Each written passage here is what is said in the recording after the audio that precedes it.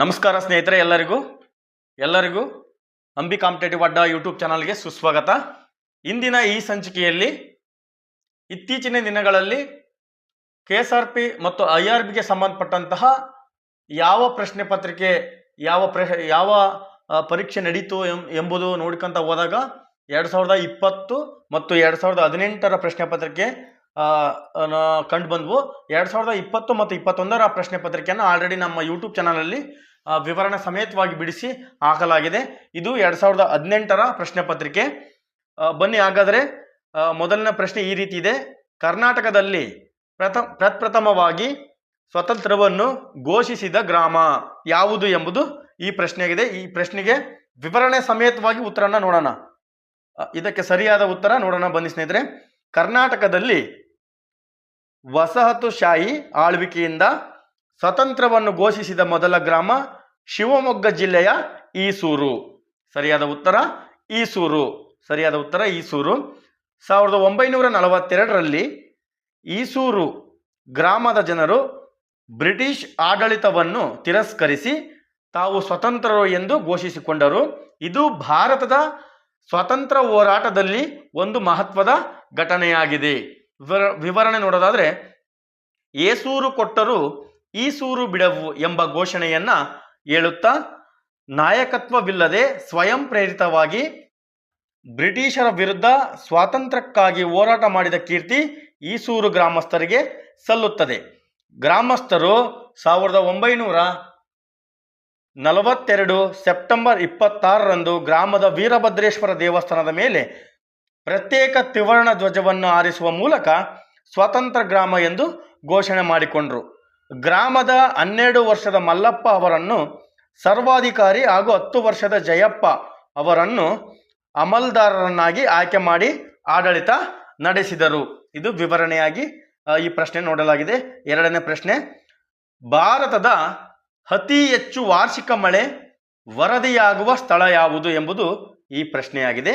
ಇದಕ್ಕೆ ಸರಿಯಾದ ಉತ್ತರ ಮೌಸಿನ್ ರಾಮ್, ಮೇಘಾಲಯ ರಾಜ್ಯದ ಮೌಸಿನ್ ರಾಮ್ ಎಂಬ ಸ್ಥಳ ಭಾರತದಲ್ಲಿ ಅತಿ ಹೆಚ್ಚು ವಾರ್ಷಿಕ ಮಳೆಯನ್ನು ಪಡೆಯೋದು ಅಥವಾ ವರದಿಯಾಗಿರುವ ಸ್ಥಳವಾಗಿದೆ. ವಿವರಣೆಯನ್ನು ನೋಡೋಣ ಬನ್ನಿ ಸ್ನೇಹಿತರೆ. ಭಾರತದಲ್ಲಿ ಅತಿ ಹೆಚ್ಚು ಮಳೆ ಬೀಳುವ ಸ್ಥಳವೆಂದರೆ ಮೇಘಾಲಯ ರಾಜ್ಯದ ಮೌಸಿನ್ ರಾಮ್. ಇದು ವಿಶ್ವದಲ್ಲಿ ಅತಿ ಹೆಚ್ಚು ಮಳೆ ಪಡೆಯುವ ಸ್ಥಳವೆಂದು ಪರಿಗಣಿತವಾಗಿದೆ.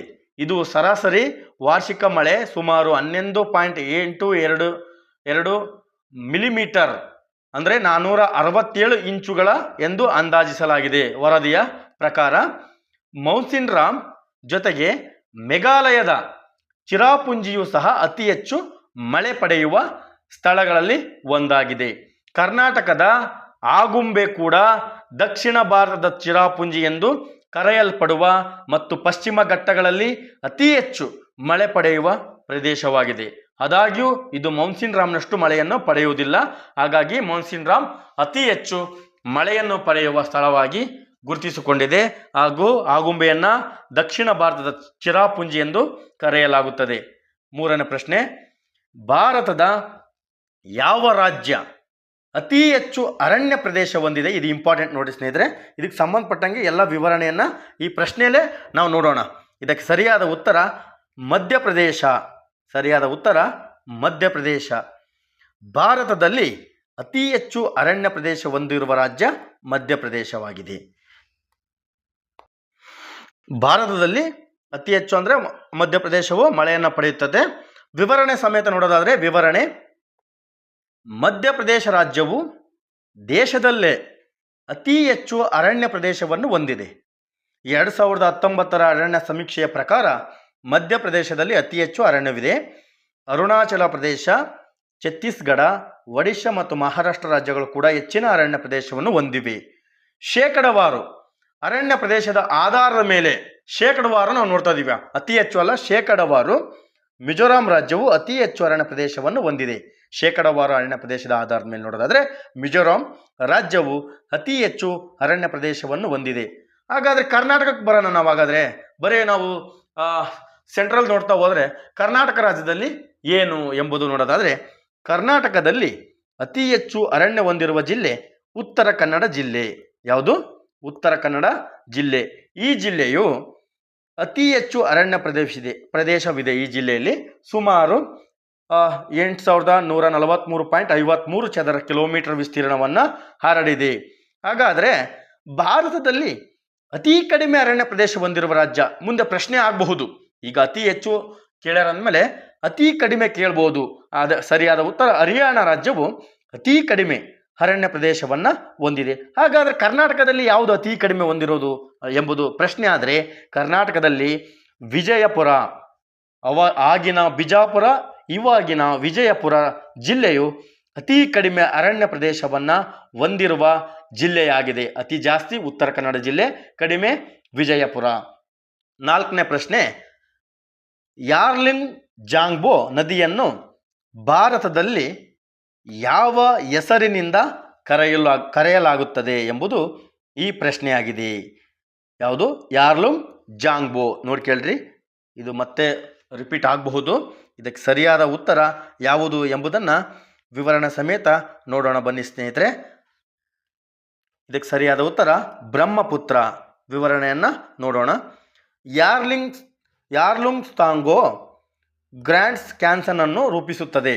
ಅರುಣಾಚಲ ಪ್ರದೇಶದಿಂದ ಕೆಳಕ್ಕೆ ನದಿಯು ಹೆಚ್ಚು ಅಗಲವಾಗುತ್ತದೆ ಮತ್ತು ಇದನ್ನು ಸಿಯಾಂಗ್ ಎಂದು ಕರೆಯುತ್ತಾರೆ. ಅಸ್ಸಾಂ ತಲುಪಿದ ನಂತರ ಬ್ರಹ್ಮಪುತ್ರ ಎಂದು ಕರೆಯಲಾಗುತ್ತದೆ. ನೋಡಿ, ನಮ್ಮ ಭಾರತ ದೇಶಕ್ಕೆ ಯಾರ್ಲುಂಗ್ ಜಾಂಗ್ಬೋ ಕಾಲಿಟ್ಟ ತಕ್ಷಣ ಇದನ್ನು ಬ್ರಹ್ಮಪುತ್ರ ಎಂದು ಕರೆಯಲಾಗುತ್ತದೆ. 5ನೇ ಪ್ರಶ್ನೆ ಸರಿಯಾಗಿ ನೋಡ್ಕೊಳ್ಳಿ ಸ್ನೇಹಿತರೆ, ಇದು ಇಂಪಾರ್ಟೆಂಟು. ಕೇಸರಿ ಉತ್ಪಾದಿಸುವ ಭಾರತದ ಏಕೈಕ ರಾಜ್ಯ ಯಾವುದು ಎಂಬುದು ಈ ಪ್ರಶ್ನೆಯಾಗಿದೆ. ಇದು ಬಹಳ ಇಂಪಾರ್ಟೆಂಟ್, ಯಾಕಂದರೆ ತುಂಬ ಸರಿ ರಿಪೀಟ್ ಆಗಿದೆ ಈ ಪ್ರಶ್ನೆ. ಇದಕ್ಕೆ ಸರಿಯಾದ ಉತ್ತರ ಜಮ್ಮು ಮತ್ತು ಕಾಶ್ಮೀರ ಅತಿ ಹೆಚ್ಚಾಗಿ ಕೇಸರಿಯನ್ನು ಉತ್ಪಾದನೆ ಮಾಡುವ ರಾಜ್ಯವಾಗಿದೆ. ಬನ್ನಿ ವಿವರಣೆಯನ್ನು ನೋಡೋಣ. ಭಾರತದಲ್ಲಿ ನೋಡಿ, ಕೇಸರಿ ಚಿತ್ರ ಸಮೇತನೂ ನಾವು ಇದರಲ್ಲಿ ಹಾಕಿದ್ದೀವಿ. ಭಾರತದಲ್ಲಿ ಅತಿ ಹೆಚ್ಚು ಕೇಸರಿ ಬೆಳೆಯುವ ರಾಜ್ಯ ಜಮ್ಮು ಕಾಶ್ಮೀರ. ಜಮ್ಮು ಕಾಶ್ಮೀರ ಕೇಸರಿ ಉತ್ಪಾದನೆಯಲ್ಲಿ ಭಾರತದ ಏಕೈಕ ರಾಜ್ಯವಾಗಿದೆ. ಕಾಶ್ಮೀರದಲ್ಲಿ ಬೆಳೆಯುವ ಕೇಸರಿಯು ವಿಶಿಷ್ಟ ಗುಣಮಟ್ಟವನ್ನು ಹೊಂದಿದೆ ಮತ್ತು ಅಂತಾರಾಷ್ಟ್ರೀಯ ಮಾರುಕಟ್ಟೆಯಲ್ಲಿ ಬಹಳ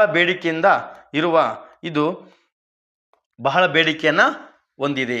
ಮುಂದಿನ ಪ್ರಶ್ನೆ 6ನೇ ಪ್ರಶ್ನೆ, ಇದು ಇಂಪಾರ್ಟೆಂಟ್ ನೋಡಿ ಸ್ನೇಹಿತರೆ. ಈ ಕೆಳಗಿನ ಯಾವ ನದಿಯು ಪಶ್ಚಿಮಾಭಿಮುಖವಾಗಿ ಹರಿಯುವುದಿಲ್ಲ? ಪಶ್ಚಿಮಾಭಿಮುಖವಾಗಿ ಹರಿಯುವುದಿಲ್ಲ ಯಾವ ನದಿ ಎಂಬುದು ಇದಕ್ಕೆ ಸರಿಯಾದ ಉತ್ತರನ ಈ ಕೋಡ್ ಸಮೇತ ನೋಡೋಣ ನಾವು. ನೋಡಿ, ಕರ್ನಾಟಕದಲ್ಲಿ ಪಶ್ಚಿಮಾಭಿಮುಖವಾಗಿ ಹರಿಯುವ ನದಿಗಳು ಎಂಬುದು ಇಲ್ಲಿ ನಾನು ಪಟ್ಟಿನೇ ಮಾಡಿ ಹಾಕಿದ್ದೀನಿ. ಮಗನೇ ಅವಕಾಶ ಕೊಡು ಎಂಬುದು ಇದರ ಕೋಡು. ಮಗನೇ ಅವಕಾಶ ಸಿಗುತ್ತದೆ ಎಂಬುದು ಇದರ ಕೋಡಾಗಿದೆ. ಹಾಗಾದರೆ ನೋಡೋಣ ಬನ್ನಿ ವಿವರಣೆ ಏನಿದೆ ಅಂತ. ಎಂದರೆ ಮಹದಾಯಿ, ಇದು ಪಶ್ಚಿಮಾಭಿಮುಖವಾಗಿ ಹರಿಯುವ ನದಿ.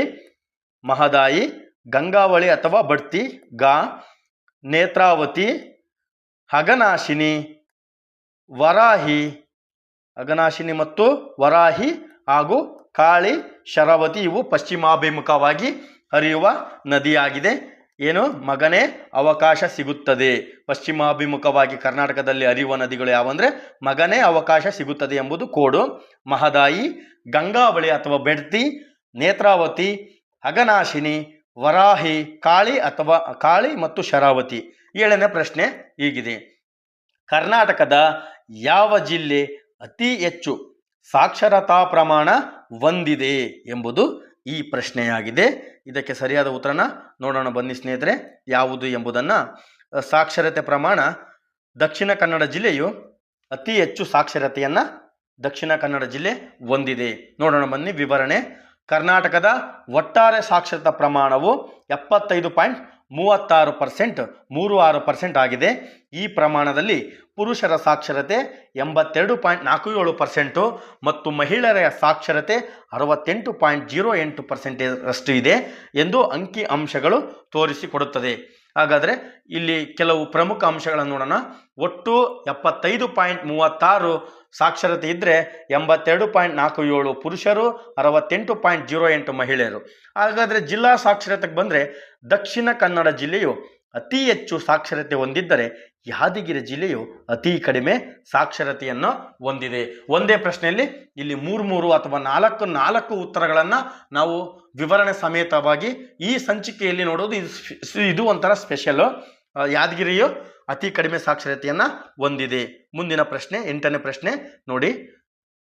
ನಂದಿ ಬೆಟ್ಟ ಪ್ರಖ್ಯಾತ ಪ್ರವಾಸ ತಾಣ ಕರ್ನಾಟಕದ ಯಾವ ಜಿಲ್ಲೆಯಲ್ಲಿ ಕಂಡುಬರ್ತದೆ? ನೀವೆಲ್ಲ ಕೇಳಿರ್ಬೋದು ನಂದಿ ಬೆಟ್ಟ, ನಂದಿ ಹಿಲ್ಸ್ ಎಲ್ಲಿ ಕಂಡುಬರ್ತದೆ ಅಂದರೆ ಚಿಕ್ಕಬಳ್ಳಾಪುರ ಜಿಲ್ಲೆಯಲ್ಲಿ ನಂದಿ ಬೆಟ್ಟ ಪ್ರಖ್ಯಾತವಾದಂತಹ ಪ್ರವಾಸ ತಾಣ ಕಂಡುಬರುವ ಜಿಲ್ಲೆಯಾಗಿದೆ. ನೋಡಿ ಬನ್ನಿ ವಿವರಣೆಯನ್ನು ನೋಡೋಣ. ನೋಡಿ ನಂದಿ ಬೆಟ್ಟನ ನೋಡ್ಕೊಳ್ರಿ, ಹೋಗಿಲ್ಲ ಅಂದ್ರೆ ಕಣ್ ತುಂಬಿಕೊಳ್ರಿ. ಇಲ್ಲಿಂದ ಮೋಡ ಈ ಥರ ಸೂಪರಾಗಿ ಕಾಣಿಸ್ತದೆ. ಮುಂದೆ ವಿವರಣೆ ನೋಡೋದಾದರೆ ನಂದಿ ಅಥವಾ ನಂದಿದುರ್ಗ ಎಂದು ಕರೆಯುವ ಪುರಾತನ ಕಾಲದ ಕೋಟೆ. ಇದು ಭಾರತದ ದಕ್ಷಿಣ ಭಾಗದಲ್ಲಿರುವ ಕರ್ನಾಟಕ ರಾಜ್ಯದ ಚಿಕ್ಕಬಳ್ಳಾಪುರ ಜಿಲ್ಲೆಯ ಇರುವ ಗಿರಿಧಾಮವಾಗಿದೆ. ಚಿಕ್ಕಬಳ್ಳಾಪುರ ಪಟ್ಟಣದಿಂದ 10 ಕಿಲೋಮೀಟರ್ ದೂರದಲ್ಲಿ ಕಂಡುಬರ್ತದೆ ಇದು.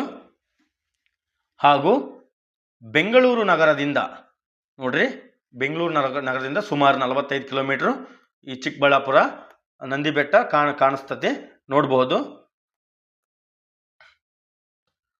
9ನೇ ಪ್ರಶ್ನೆ ಈ ರೀತಿ ಇದೆ. ಈ ಕೆಳಕಂಡ ಯಾವ ನದಿಯು ಕಾವೇರಿಯ ಉಪನದಿ ಆಗಿರುವುದಿಲ್ಲ? ಕಾವೇರಿಯ ಉಪನದಿ ಆಗಿರುವುದಿಲ್ಲ ಎಂಬುದು ಈ ಪ್ರಶ್ನೆ ಆಗಿದೆ. ನೋಡೋಣ. ಹಾಗಾದರೆ ಯಾವ್ಯಾವ ಕಾವೇರಿಯ ಉಪನದಿ ಎಂಬುದನ್ನು ಒಂದು ಪಟ್ಟಿ ನೋಡ್ಬಿಡೋಣ. ಪಟ್ಟಿ ನೋಡಿದರೆ ಈ ಆಪ್ಷನ್ನಲ್ಲಿ ಯಾವುದನ್ನು ತೆಗಿಬಹುದು, ಯಾವುದು ಕಾವೇರಿಯ ಉಪನದಿ ಆಗಿರುವುದಿಲ್ಲ ಎಂಬುದು ನಮಗೆ ಕ್ಲಿಯರ್ ಆಗುತ್ತೆ. ನೋಡೋಣ. ಕಾವೇರಿ ನದಿಯ ಉಪನದಿಗಳು, ಕಾವೇರಿ ನದಿಯು ಕರ್ನಾಟಕ, ತಮಿಳುನಾಡು, ಕೇರಳ ಮತ್ತು ಪುದುಚೇರಿಯ ಮೂಲಕ ಹರಿಯುತ್ತದೆ. ನೋಡಿ, ಕಾವೇರಿ ನದಿಯ ಜಲ ವಿವಾದ ಯಾವ ರಾಜ್ಯಗಳಿಗೆ ಸಂಬಂಧಿಸಿದೆ ಎಂಬುದು ಪ್ರಶ್ನೆ ಆದರೆ ತಮಿಳುನಾಡು, ಕೇರಳ, ಪಾಂಡಿಚೇರಿ ಅಥವಾ ಪುದುಚೇರಿ, ಕರ್ನಾಟಕ 4 ರಾಜ್ಯಗಳಿಗೆ ಸಂಬಂಧಿಸಿದೆ. ಉಪನದಿಗಳನ್ನು ಹೊಂದಿದೆ. ಯಾವುವು ಪ್ರಮುಖ ಉಪನದಿಗಳಂದರೆ ಹೇಮಾವತಿ, ಶಿಂಷಾ, ಅರ್ಕಾವತಿ, ಕಬಿನಿ, ಲಕ್ಷ್ಮಣ ತೀರ್ಥ, ಹಾರಂಗಿ, ಭವಾನಿ, ಅಮರಾವತಿ ಮತ್ತು ಲೋಕಪಾವನಿ. ಇವು ಕಾವೇರಿಯ ಉಪನದಿ ಆಗಿದೆ. ಹಾಗಾದರೆ ಅಘನಾಶಿ ನದಿಯು ಕಾವೇರಿಯ ಉಪನದಿ ಅಲ್ಲ. ಬನ್ನಿ ಮುಂದಿನ ಪ್ರಶ್ನೆನ ನೋಡೋಣ. ಮಯೋಪಿಯಾ ಎಂದರೇನು? ಮಯೋಪಿಯಾ ಎಂದರೆ ಏನು ಎಂಬುದು ಈ ಪ್ರಶ್ನೆಯಾಗಿದೆ. ಇದಕ್ಕೆ ಸರಿಯಾದ ಉತ್ತರ ಸಮೀಪ ದೃಷ್ಟಿದೋಷ. ಸಮೀಪ ದೃಷ್ಟಿದೋಷ ಮಯೋಪಿಯಾ ಎಂದರೆ ಸಮೀಪ ದೃಷ್ಟಿದೋಷವಾಗಿದೆ. ಮಯೋಪಿಯಾ ಸಮೀಪ ದೃಷ್ಟಿದೋಷ ಎಂದು ಕರೆಯುತ್ತಾರೆ. ಇದು ಕಣ್ಣಿನ ಸ್ಥಿತಿಯಾಗಿದೆ. ಇದರಲ್ಲಿ ದೂರದ ವಸ್ತುಗಳಿಂದ ಬರುವ ಬೆಳಕು ರೆಟಿನಾದ ಮೇಲೆ ಕೇಂದ್ರೀಕರಿಸುವ ಬದಲು ಅದರ ಮುಂದೆ ಕೇಂದ್ರೀಕರಿಸುತ್ತದೆ. ಹಾಗಾಗಿ ಮಯೋಪಿಯಾ ಎಂದರೆ ಸಮೀಪ ದೃಷ್ಟಿ. ಬನ್ನಿ 11ನೇ ಪ್ರಶ್ನೆ. ಚರಸ್ ಯಾವುದರಿಂದ ಪಡೆಯಬಹುದು? ಚರಸ್ ಯಾವುದರಿಂದ ಪಡೆಯಬಹುದು ಎಂಬುದು ಈ ಪ್ರಶ್ನೆಯಾಗಿದೆ. ಸರಿಯಾದ ಉತ್ತರ ಆಯ್ಕೆ ಸಿ, ಕೆನಾಬಿಸ್ ಸಟೈವಾ ಎಂಬುದರಿಂದ ನಾವು ಪಡೆಯಬಹುದು. ಚರಸ್ ಎಂಬುದು ಜೀವಂತ ಗಾಂಜಾ ಸಸ್ಯದ ಕೆನಾಬಿಸ್ ಸಟೈವಾ ಇಂಡಿಕಾ ಉಪಜಾತಿ. ಇದು ನೋಡ್ರಿ, ಗಾಂಜಾ ಸಸ್ಯ ಇದು ಏನು ಲೈಟ್ ನೋಡ್ರಿ, ನೇಪಾಳಿ ಚರಸ್, ಇದನ್ನು ಆಶಿಸ್ ಅಂತ ಕರೀತಾರೆ. ಇದು ಗಾಂಜಾ ಸಸ್ಯದ ಕೆನಾಬಿಸ್ ಸಟೈವಾ ಇಂಡಿಕಾ ಉಪಜಾತಿಗಳು. ಇದು ತಯಾರಿಸಿದ ಗಾಂಜಾ ಸಾರೀಕೃತವಾಗಿದೆ ಮತ್ತು ಇದನ್ನು ಭಾರತೀಯ ಉಪಖಂಡದಲ್ಲಿ ಕೈಯಿಂದ ತಯಾರಿಸಲಾಗುತ್ತದೆ. ಈ ಸಸ್ಯವು ಉತ್ತರ ಭಾರತದಾದ್ಯಂತ ಹಿಮಾಲಯದ ಉದ್ದಕ್ಕೂ ಇದರ ಸಂಭವ ಕೂಡ ಬೆಳೆದಿದೆ ಎಂಬುದು ಇದಕ್ಕೆ ವಿವರಣೆಯಾಗಿದೆ. ಮುಂದಿನ ಪ್ರಶ್ನೆ. ಸ್ವಾಮಿ ವಿವೇಕಾನಂದರ ಜನ್ಮದಿನವನ್ನು ಯಾವ ಹೆಸರಿನಿಂದ ಆಚರಿಸಲಾಗುತ್ತದೆ ಅಥವಾ ಆಚರಿಸುತ್ತಾರೆ ಎಂಬುದು ಈ ಪ್ರಶ್ನೆಯಾಗಿದೆ. ಸರಿಯಾದ ಉತ್ತರ ಆಯ್ಕೆ ಬಿ, ರಾಷ್ಟ್ರೀಯ ಯುವಕರ ದಿನ ಹೆಸರಿನಿಂದ ಸ್ವಾಮಿ ವಿವೇಕಾನಂದರ ಜನ್ಮದಿನವನ್ನು ಆಚರಣೆ ಮಾಡಲಾಗುತ್ತದೆ. ಹಾಗಾದರೆ ಯಾವ ದಿನ ಎಂಬುದನ್ನು ನೋಡೋಣ ಬನ್ನಿ ವಿವರಣೆ ಸಮೇತವಾಗಿ. ವಿವೇಕಾನಂದ ಜಯಂತಿಯು ಎಂದು ಕರೆಯಲ್ಪಡುವ ರಾಷ್ಟ್ರೀಯ ಯುವ ದಿನವನ್ನು ಹಿಂದೂ ಸನ್ಯಾಸಿ ಸ್ವಾಮಿ ವಿವೇಕಾನಂದರ ಜನ್ಮದಿನವಾದ ಜನವರಿ 12ರಂದು ಆಚರಿಸಲಾಗುತ್ತದೆ. ಜನವರಿ 12ರಂದು 1844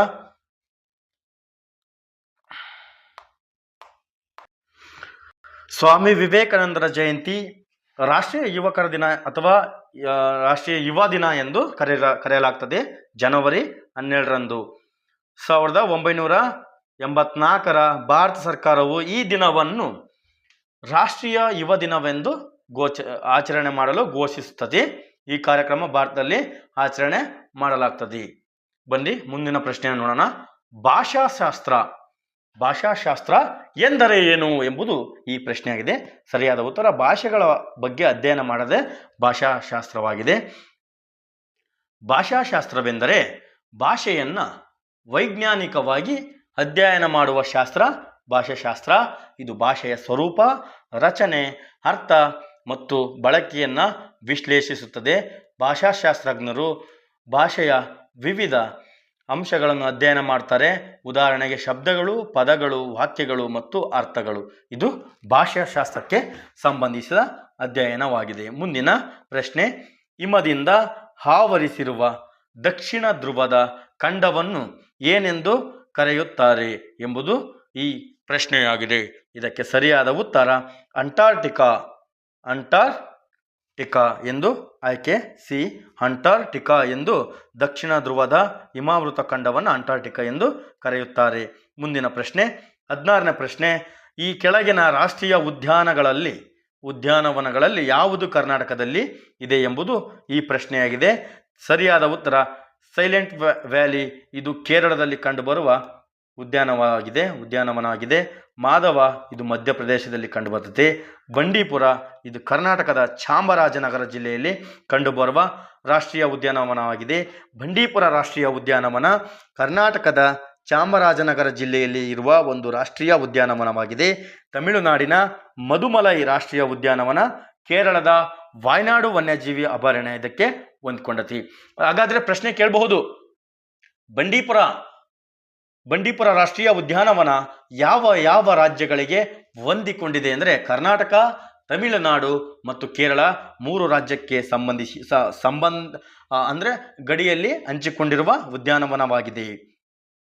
ಬನ್ನಿ ಮುಂದಿನ ಪ್ರಶ್ನೆ. ಈ ಕೆಳಗಿನವುಗಳಲ್ಲಿ ಯಾರು ರಾಜ್ಯಸಭೆಯ ಅಧ್ಯಕ್ಷರು? ನೋಡಿ, ಇದು ಬಹಳ ತುಂಬ ಸರಿ ಇದು ರಿಪೀಟ್ ಆಗಿರುವಂತಹ ಪ್ರಶ್ನೆಯಾಗಿದೆ. ಇದಕ್ಕೆ ಸರಿಯಾದ ಉತ್ತರ ಉಪರಾಷ್ಟ್ರಪತಿ. ಸರಿಯಾದ ಉತ್ತರ ಉಪರಾಷ್ಟ್ರಪತಿ ರಾಜ್ಯಸಭೆಯ ಅಧ್ಯಕ್ಷರಾಗಿ ಕೆಲಸ ಮಾಡ್ತಾರೆ. ರಾಜ್ಯಸಭೆ ಸಭಾಪತಿಯ ಬಗ್ಗೆ ಮಾಹಿತಿ ನೋಡೋದಾದರೆ ರಾಜ್ಯಸಭೆಯ ಅಧ್ಯಕ್ಷರು ಭಾರತೀಯ ಸಂಸತ್ತಿನ ಮೇಲ್ಮನೆಯಾದ ರಾಜ್ಯಸಭೆಯ ಅಧ್ಯಕ್ಷತೆಯನ್ನು ವಹಿಸುತ್ತಾರೆ. ಮೇಲ್ಮನೆಯಲ್ಲಿ ಕ್ರಮ ಮತ್ತು ಅಲಂಕಾರವನ್ನು ಕಾಪಾಡಿಕೊಳ್ಳೋದು ಇವ್ರ ಜವಾಬ್ದಾರಿ ಆಗಿರುತ್ತದೆ. ಬನ್ನಿ ಮುಂದಿನ ಪ್ರಶ್ನೆ. ಲೋಕಸಭೆಯ ಸದಸ್ಯನಾಗಿ ಸ್ಪರ್ಧಿಸಲು ಕನಿಷ್ಠ ವಯಸ್ಸು ಎಷ್ಟಿರಬೇಕು ಎಂಬುದು ಈ ಪ್ರಶ್ನೆಯಾಗಿದೆ. ಬನ್ನಿ ಹಾಗಾದರೆ ಸರಿಯಾದ ಉತ್ತರ 25. 25 ಇದಕ್ಕೆ ಸರಿಯಾದ ಉತ್ತರ. ಲೋಕಸಭೆಯ ಸದಸ್ಯರಾಗಲು ಕನಿಷ್ಠ 25 ವರ್ಷ ವಯಸ್ಸಾಗಿರಬೇಕು. ಲೋಕಸಭೆಯ ಸಾಮಾನ್ಯ ಅವಧಿ 5 ವರ್ಷಗಳು. 5 ವರ್ಷಗಳ ನಂತರ ಮತ್ತೊಮ್ಮೆ ಚುನಾವಣೆ ನಡೀತದೆ. ಇದು ಸಿಂಪಲ್ ಆಗಿ ನೆನ್ಪಿಟ್ಕೊಳ್ರಿ. ಮುಂದಿನ ಪ್ರಶ್ನೆ 19ನೇ ಪ್ರಶ್ನೆ. ಕರ್ನಾಟಕದ ಲೋಕಸಭೆ ರಾಜ್ಯಸಭೆಗೆ ಎಷ್ಟು ಸೀಟುಗಳನ್ನು ಹಂಚಿಕೆ ಮಾಡಲಾಗಿದೆ ಎಂಬುದು ಈ ಪ್ರಶ್ನೆಯಾಗಿದೆ. ಸರಿಯಾದ ಉತ್ತರ 28 ಲೋಕಸಭೆ, 12 ರಾಜ್ಯಸಭೆ. ಸರಿಯಾದ ಉತ್ತರ ಆಯ್ಕೆ ಬಿ. ಮುಂದಿನ ಪ್ರಶ್ನೆ 20ನೇ ಪ್ರಶ್ನೆ. ಸರ್ವೋಚ್ಚ ನ್ಯಾಯಾಲಯದ ನ್ಯಾಯಾಧೀಶರು ಯಾವ ವಯಸ್ಸಿನಲ್ಲಿ ನಿವೃತ್ತರಾಗುತ್ತಾರೆ ಅಥವಾ ನಿವೃತ್ತಿ ಪಡ್ಕೊತಾರೆ ಎಂಬುದು ಈ ಪ್ರಶ್ನೆಯಾಗಿದೆ. ಸರ್ವೋಚ್ಚ ನ್ಯಾಯಾಲಯಕ್ಕೆ ಬಂದರೆ 65 ವರ್ಷಗಳು. ಆದರೆ ಉಚ್ಚ ನ್ಯಾಯಾಲಯದ ಮುಖ್ಯ ನ್ಯಾಯಾಧೀಶರು 62 ವರ್ಷಕ್ಕೆ ಅವರು ನಿವೃತ್ತಿಯನ್ನು ಪಡ್ಕೊತಾರೆ. ಬನ್ನಿ ವಿವರಣೆಯನ್ನು ನೋಡೋಣ.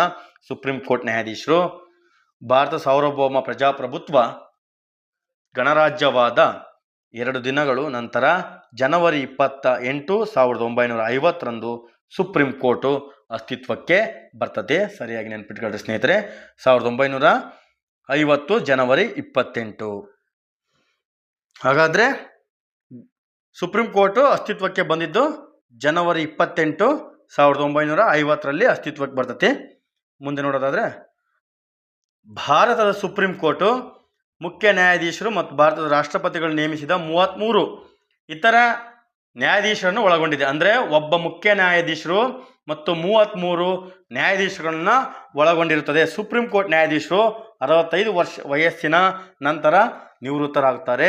ಸುಪ್ರೀಂ ಕೋರ್ಟ್ ನ್ಯಾಯಾಧೀಶರಾಗಿ ನೇಮಕಗೊಳ್ಳಲು ಒಬ್ಬ ವ್ಯಕ್ತಿ ಭಾರತದ ನಾಗರಿಕರಾಗಿರಬೇಕು ಮತ್ತು ಕನಿಷ್ಠ 5 ವರ್ಷಗಳ ಕಾಲ ಹೈಕೋರ್ಟ್ ಅಥವಾ 2 ಅಥವಾ ಹೆಚ್ಚಿನ ನ್ಯಾಯಾಲಯಗಳ ನ್ಯಾಯಾಧೀಶರಾಗಿರಬೇಕು ಅಥವಾ ಕನಿಷ್ಠ 10 ವರ್ಷಗಳ ಕಾಲ ಹೈಕೋರ್ಟ್ ಅಥವಾ 2 ಅಥವಾ ಹೆಚ್ಚಿನ ನ್ಯಾಯಾಲಯಗಳ ವಕೀಲರಾಗಿರಬೇಕು ಅಥವಾ ಅಧ್ಯಕ್ಷರ ಅಭಿಪ್ರಾಯದಲ್ಲಿ ಅವರು ವಿಶಿಷ್ಟ ನ್ಯಾಯಶಾಸ್ತ್ರಜ್ಞರಾಗಿರಬೇಕು.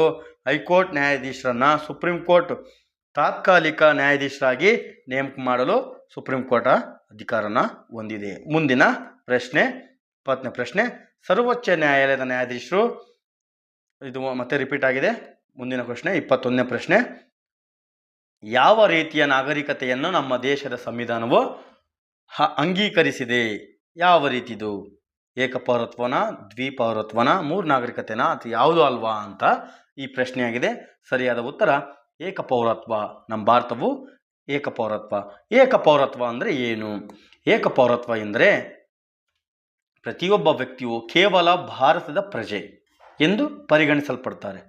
ಅವರು ಯಾವುದೇ ರಾಜ್ಯದಲ್ಲಿ ವಾಸಿಸುತ್ತಿರಲಿ, ಬೇರೆ ರೀತಿಯಲ್ಲಿ ಹೇಳುವುದಾದರೆ ಅವರು ರಾಜ್ಯದ ಪೌರತ್ವವನ್ನು ಹೊಂದಿಲ್ಲ, ಕೇವಲ ಭಾರತದ ಪೌರತ್ವವನ್ನು ಹೊಂದಿರುತ್ತಾರೆ. ಇದೇ ಏಕಪೌರತ್ವ. ಮುಂದಿನ ಪ್ರಶ್ನೆ ವಿವರಣೆ ನೋಡೋದಾದರೆ, ಭಾರತದಲ್ಲಿ ಏಕಪೌರತ್ವ ವ್ಯವಸ್ಥೆಯನ್ನು ಅಳವಡಿಸಲಾಗಿದೆ. ಇದರರ್ಥ ಭಾರತದ ಪ್ರತಿಯೊಬ್ಬ ವ್ಯಕ್ತಿಯು ಭಾರತದ ಪ್ರಜೆ ಎಂದು ಪರಿಗಣಿಸಲ್ಪಡುತ್ತಾನೆ. ರಾಜ್ಯದ ಪೌರತ್ವವನ್ನು ಹೊಂದಿಲ್ಲ. ಉದಾಹರಣೆಗೆ ಕೇರಳ, ಪಂಜಾಬ್ನಲ್ಲಿ ಜನಿಸಿದ ವ್ಯಕ್ತಿ ಕೇವಲ ಭಾರತೀಯ ಪ್ರಜೆ ಎಂದು ಪರಿಗಣಿಸಲ್ಪಡುತ್ತಾರೆ, ಆ ರಾಜ್ಯದ ಪ್ರಜೆ ಎಂದು ಪರಿಗಣಿಸಲ್ಪಡುವುದಿಲ್ಲ. ಕೆಲವೊಂದು ರಾಷ್ಟ್ರಗಳಲ್ಲಿ ದ್ವಿಪೌರತ್ವ ಇದೆ, ಅಂದರೆ ರಾಜ್ಯಗಳ ಬೇರೆ ಮತ್ತು ಬೇರೆ ರಾಜ್ಯ ಬೇರೆ, ಈ ಥರನ ಪರಿಗಣಿಸಲ್ಪಡ್ತಾರೆ. ಆದರೆ ಭಾರತ ಮಾತ್ರ ಏಕಪೌರತ್ವವನ್ನು ಹೊಂದಿದೆ. ಮುಂದಿನ ಪ್ರಶ್ನೆ 22ನೇ ಪ್ರಶ್ನೆ, ಪರಮಾಣು ರಿಯಾಕ್ಟರ್ನಲ್ಲಿ ಯಾವುದನ್ನು ಮಾಡರೇಟರ್ ಅಂತ ಉಪಯೋಗಿಸುತ್ತಾರೆ ಎಂಬುದು ಈ ಪ್ರಶ್ನೆಯಾಗಿದೆ. ಯಾವುದು? ಇದಕ್ಕೆ ಸರಿಯಾದ ಉತ್ತರ ಗ್ರಾಫೈಟ್. ಗ್ರಾಫೈಟ್ನ ಮಾಡರೇಟರ್ ಅಂತ ಉಪಯೋಗ ಮಾಡ್ತಾರೆ. 23ನೇ ಪ್ರಶ್ನೆ, ಕರ್ನಾಟಕದ ಯಾವ ಜಿಲ್ಲೆಯಲ್ಲಿ ಇಡಕಲ್ ಡ್ಯಾಮ್ ಇದೆ? ಇಡಕಲ್ ಡ್ಯಾಮ್ ಯಾವ ಜಿಲ್ಲೆಯಲ್ಲಿದೆ ಎಂಬುದು ಈ ಪ್ರಶ್ನೆಯಾಗಿದೆ. ಇದಕ್ಕೆ ಸರಿಯಾದ ಉತ್ತರ ಬೆಳಗಾವಿ. ಆಯ್ಕೆ ಬಿ, ಬೆಳಗಾವಿ ಜಿಲ್ಲೆಯಲ್ಲಿ ಕಂಡುಬರ್ತದೆ. ವಿವರಣೆ ನೋಡೋದಾದರೆ, ಇಡಕಲ್ ಅಣೆಕಟ್ಟು ಎಂದು ಕರೆಯಲ್ಪಡುವ ರಾಜ ಲಖಮಗೌಡ ಅಣೆಕಟ್ಟನ್ನು ಕರ್ನಾಟಕದ ಘಟಪ್ರಭಾ ನದಿಗೆ ಅಡ್ಡಲಾಗಿ ಕೃಷ್ಣಾ ನದಿಯ ಜಲಾನಯನ ಪ್ರದೇಶದಲ್ಲಿ ನಿರ್ಮಿಸಲಾಗಿದೆ. ಇದು ಭಾರತದ ಉತ್ತರ ಕರ್ನಾಟಕದ ಬೆಳಗಾವಿ ಜಿಲ್ಲೆಯ ಹುಕ್ಕೇರಿ ತಾಲೂಕಿನ ಇಡಕಲ್ ಗ್ರಾಮದಲ್ಲಿ ಕಂಡುಬರ್ತದೆ. ಎಲ್ಲಿ? ಬೆಳಗಾವಿ ಜಿಲ್ಲೆ. ಇದನ್ನು ರಾಜ ಲಖಮಗೌಡ ಅಣೆಕಟ್ಟು ಅಂತ ಕರೀತಾರೆ. ಇದು ಘಟಪ್ರಭಾ ನದಿಗೆ ಅಡ್ಡಲಾಗಿ ಕೃಷ್ಣಾ ನದಿ ಜಲಾನಯನದಲ್ಲಿ ಕಂಡುಬರುತ್ತದೆ. ಮುಂದಿನ ಪ್ರಶ್ನೆ 24ನೇ ಪ್ರಶ್ನೆ, ಎಲೆಕ್ಟ್ರಿಕ್ ಮೋಟರನ್ನು ಇದನ್ನು ಪರಿವರ್ತಿಸುತ್ತದೆ. ಎಲೆಕ್ಟ್ರಿಕ್ ಮೋಟರ್ ಏನನ್ನು ಪರಿವರ್ತಿಸುತ್ತದೆ ಅಂದರೆ, ಎಲೆಕ್ಟ್ರಿಕ್ ಮೋಟರು ವಿದ್ಯುತ್ ಶಕ್ತಿಯನ್ನು ಯಾಂತ್ರಿಕ ಶಕ್ತಿಯನ್ನಾಗಿ ಪರಿವರ್ತನೆ ಮಾಡ್ತದೆ. ಮುಂದಿನ ಪ್ರಶ್ನೆ, ಘನವಸ್ತುವನ್ನು ನೇರವಾಗಿ ತೇವ ರೂಪದಲ್ಲಿ ಪರಿವರ್ತಿಸುವ ಕ್ರಿಯೆಗೆ ಡ್ಯಾಶ್ ಅಂತಾರೆ, ಅಂದರೆ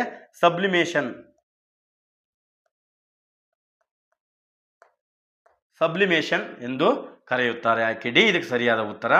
ಮುಂದಿನ ಪ್ರಶ್ನೆ 26ನೇ ಪ್ರಶ್ನೆ, ಕನ್ನಡ ಭಾಷೆಯನ್ನು ಶಾಸ್ತ್ರೀಯ ಭಾಷೆಯನ್ನಾಗಿ ಘೋಷಿಸಿದ ವರ್ಷ ಯಾವುದು ಎಂಬುದು ಪ್ರಶ್ನೆಯಾಗಿದೆ. ಇದಕ್ಕೆ ಸರಿಯಾದ ಉತ್ತರ ಆಯ್ಕೆ 2008ರಲ್ಲಿ ಕನ್ನಡ ಭಾಷೆಯನ್ನು ಶಾಸ್ತ್ರೀಯ ಭಾಷೆಯನ್ನಾಗಿ ಘೋಷಣೆ ಮಾಡಲಾಗುತ್ತದೆ. ಹಾಗಾದರೆ ಶಾಸ್ತ್ರೀಯ ಭಾಷೆಗಳು ಯಾವ್ಯಾವು ಎಂಬುದನ್ನು ನೋಡೋಣ ಬನ್ನಿ. ತಮಿಳು ಮೊದಲ ಬಾರಿಗೆ ತಮಿಳು ಸೇರ್ಪಡೆಗೊಳ್ತದೆ 2004, 2005 ಸಂಸ್ಕೃತ, 2008 ತಮಿಳು ಮತ್ತು ಕನ್ನಡ, 2013 ಮಲಯಾಳಂ, 2014 ಒಡಿಯಾ. ಈಗ ಒಟ್ಟು 11 ಶಾಸ್ತ್ರೀಯ ಭಾಷೆಗಳಿವೆ. ಬನ್ನಿ ಮುಂದೆ ಯಾವುದಾದಂತ ನೋಡೋಣ. 11 ಶಾಸ್ತ್ರೀಯ ಭಾಷೆಗಳಿವೆ. ತಮಿಳು, ತೆಲುಗು, ಸಂಸ್ಕೃತ, ಕನ್ನಡ, ಮಲಯಾಳಂ, ಒಡಿಯಾ, ಮರಾಠಿ, ಬಂಗಾಳಿ, ಅಸ್ಸಾಮಿ, ಪಾಲಿ ಮತ್ತು ಪ್ರಾಕೃತ. ಇವು ಇತ್ತೀಚಿನ ದಿನಗಳಲ್ಲಿ ಸೇರ್ಪಡೆಗೊಂಡ ಭಾಷೆಗಳಾಗಿವೆ. ಬನ್ನಿ ಮುಂದಿನ ಪ್ರಶ್ನೆ ನೋಡೋಣ. ಗಣಕಯಂತ್ರದ ಮೆದುಳು. ಗಣಕಯಂತ್ರದ ಮೆದುಳು ಎಂದು ಯಾವುದನ್ನು ಕರ್ತಾರೆ ಅಂದರೆ ಸೆಂಟ್ರಲ್ ಪ್ರೊಸೆಸಿಂಗ್ ಯೂನಿಟ್ CPU ಗಣಕಯಂತ್ರದ ಮೆದುಳು ನೋಡ್ಬೋದು. ಇಲ್ಲಿ ಚಿತ್ರ ಸಮೇತ ನೋಡ್ಬೋದು. CPU ಗಣಕಯಂತ್ರದ ಮೆದುಳು, ಕಂಪ್ಯೂಟರ್ನ ಮೆದುಳು ಅಂತ ಕರೀತಾರೆ. CPU ವಿಸ್ತರಿಸಿ ಎಂಬುದು ಮುಂದೆ ಪ್ರಶ್ನೆ ಆದ ಸೆಂಟ್ರಲ್ ಪ್ರೊಸೆಸಿಂಗ್ ಯೂನಿಟ್. ಮುಂದಿನ ಪ್ರಶ್ನೆ, ಕಂಪ್ಯೂಟರ್ನ ಮೆದುಳು ಎಂದು ಕರೆಯಲ್ಪಡುವ ಭಾಗವೆಂದರೆ CPU ಕೇಂದ್ರೀಯ ಸಂಸ್ಕರಣಾ ಘಟಕ. CPU ಕಂಪ್ಯೂಟರ್ನಲ್ಲಿನ ಸೂಚನೆಗಳನ್ನು ಕಾರ್ಯಗತಗೊಳಿಸುತ್ತದೆ ಮತ್ತು ಕಂಪ್ಯೂಟರ್ನ ಎಲ್ಲ ಚಟುವಟಿಕೆಗಳನ್ನು ನಿರ್ವಹಿಸುತ್ತದೆ ಅಥವಾ ನಿಯಂತ್ರಿಸುತ್ತದೆ ಎಂಬುದು ಈ ಪ್ರಶ್ನೆಯ ವಿವರಣೆಯಾಗಿದೆ.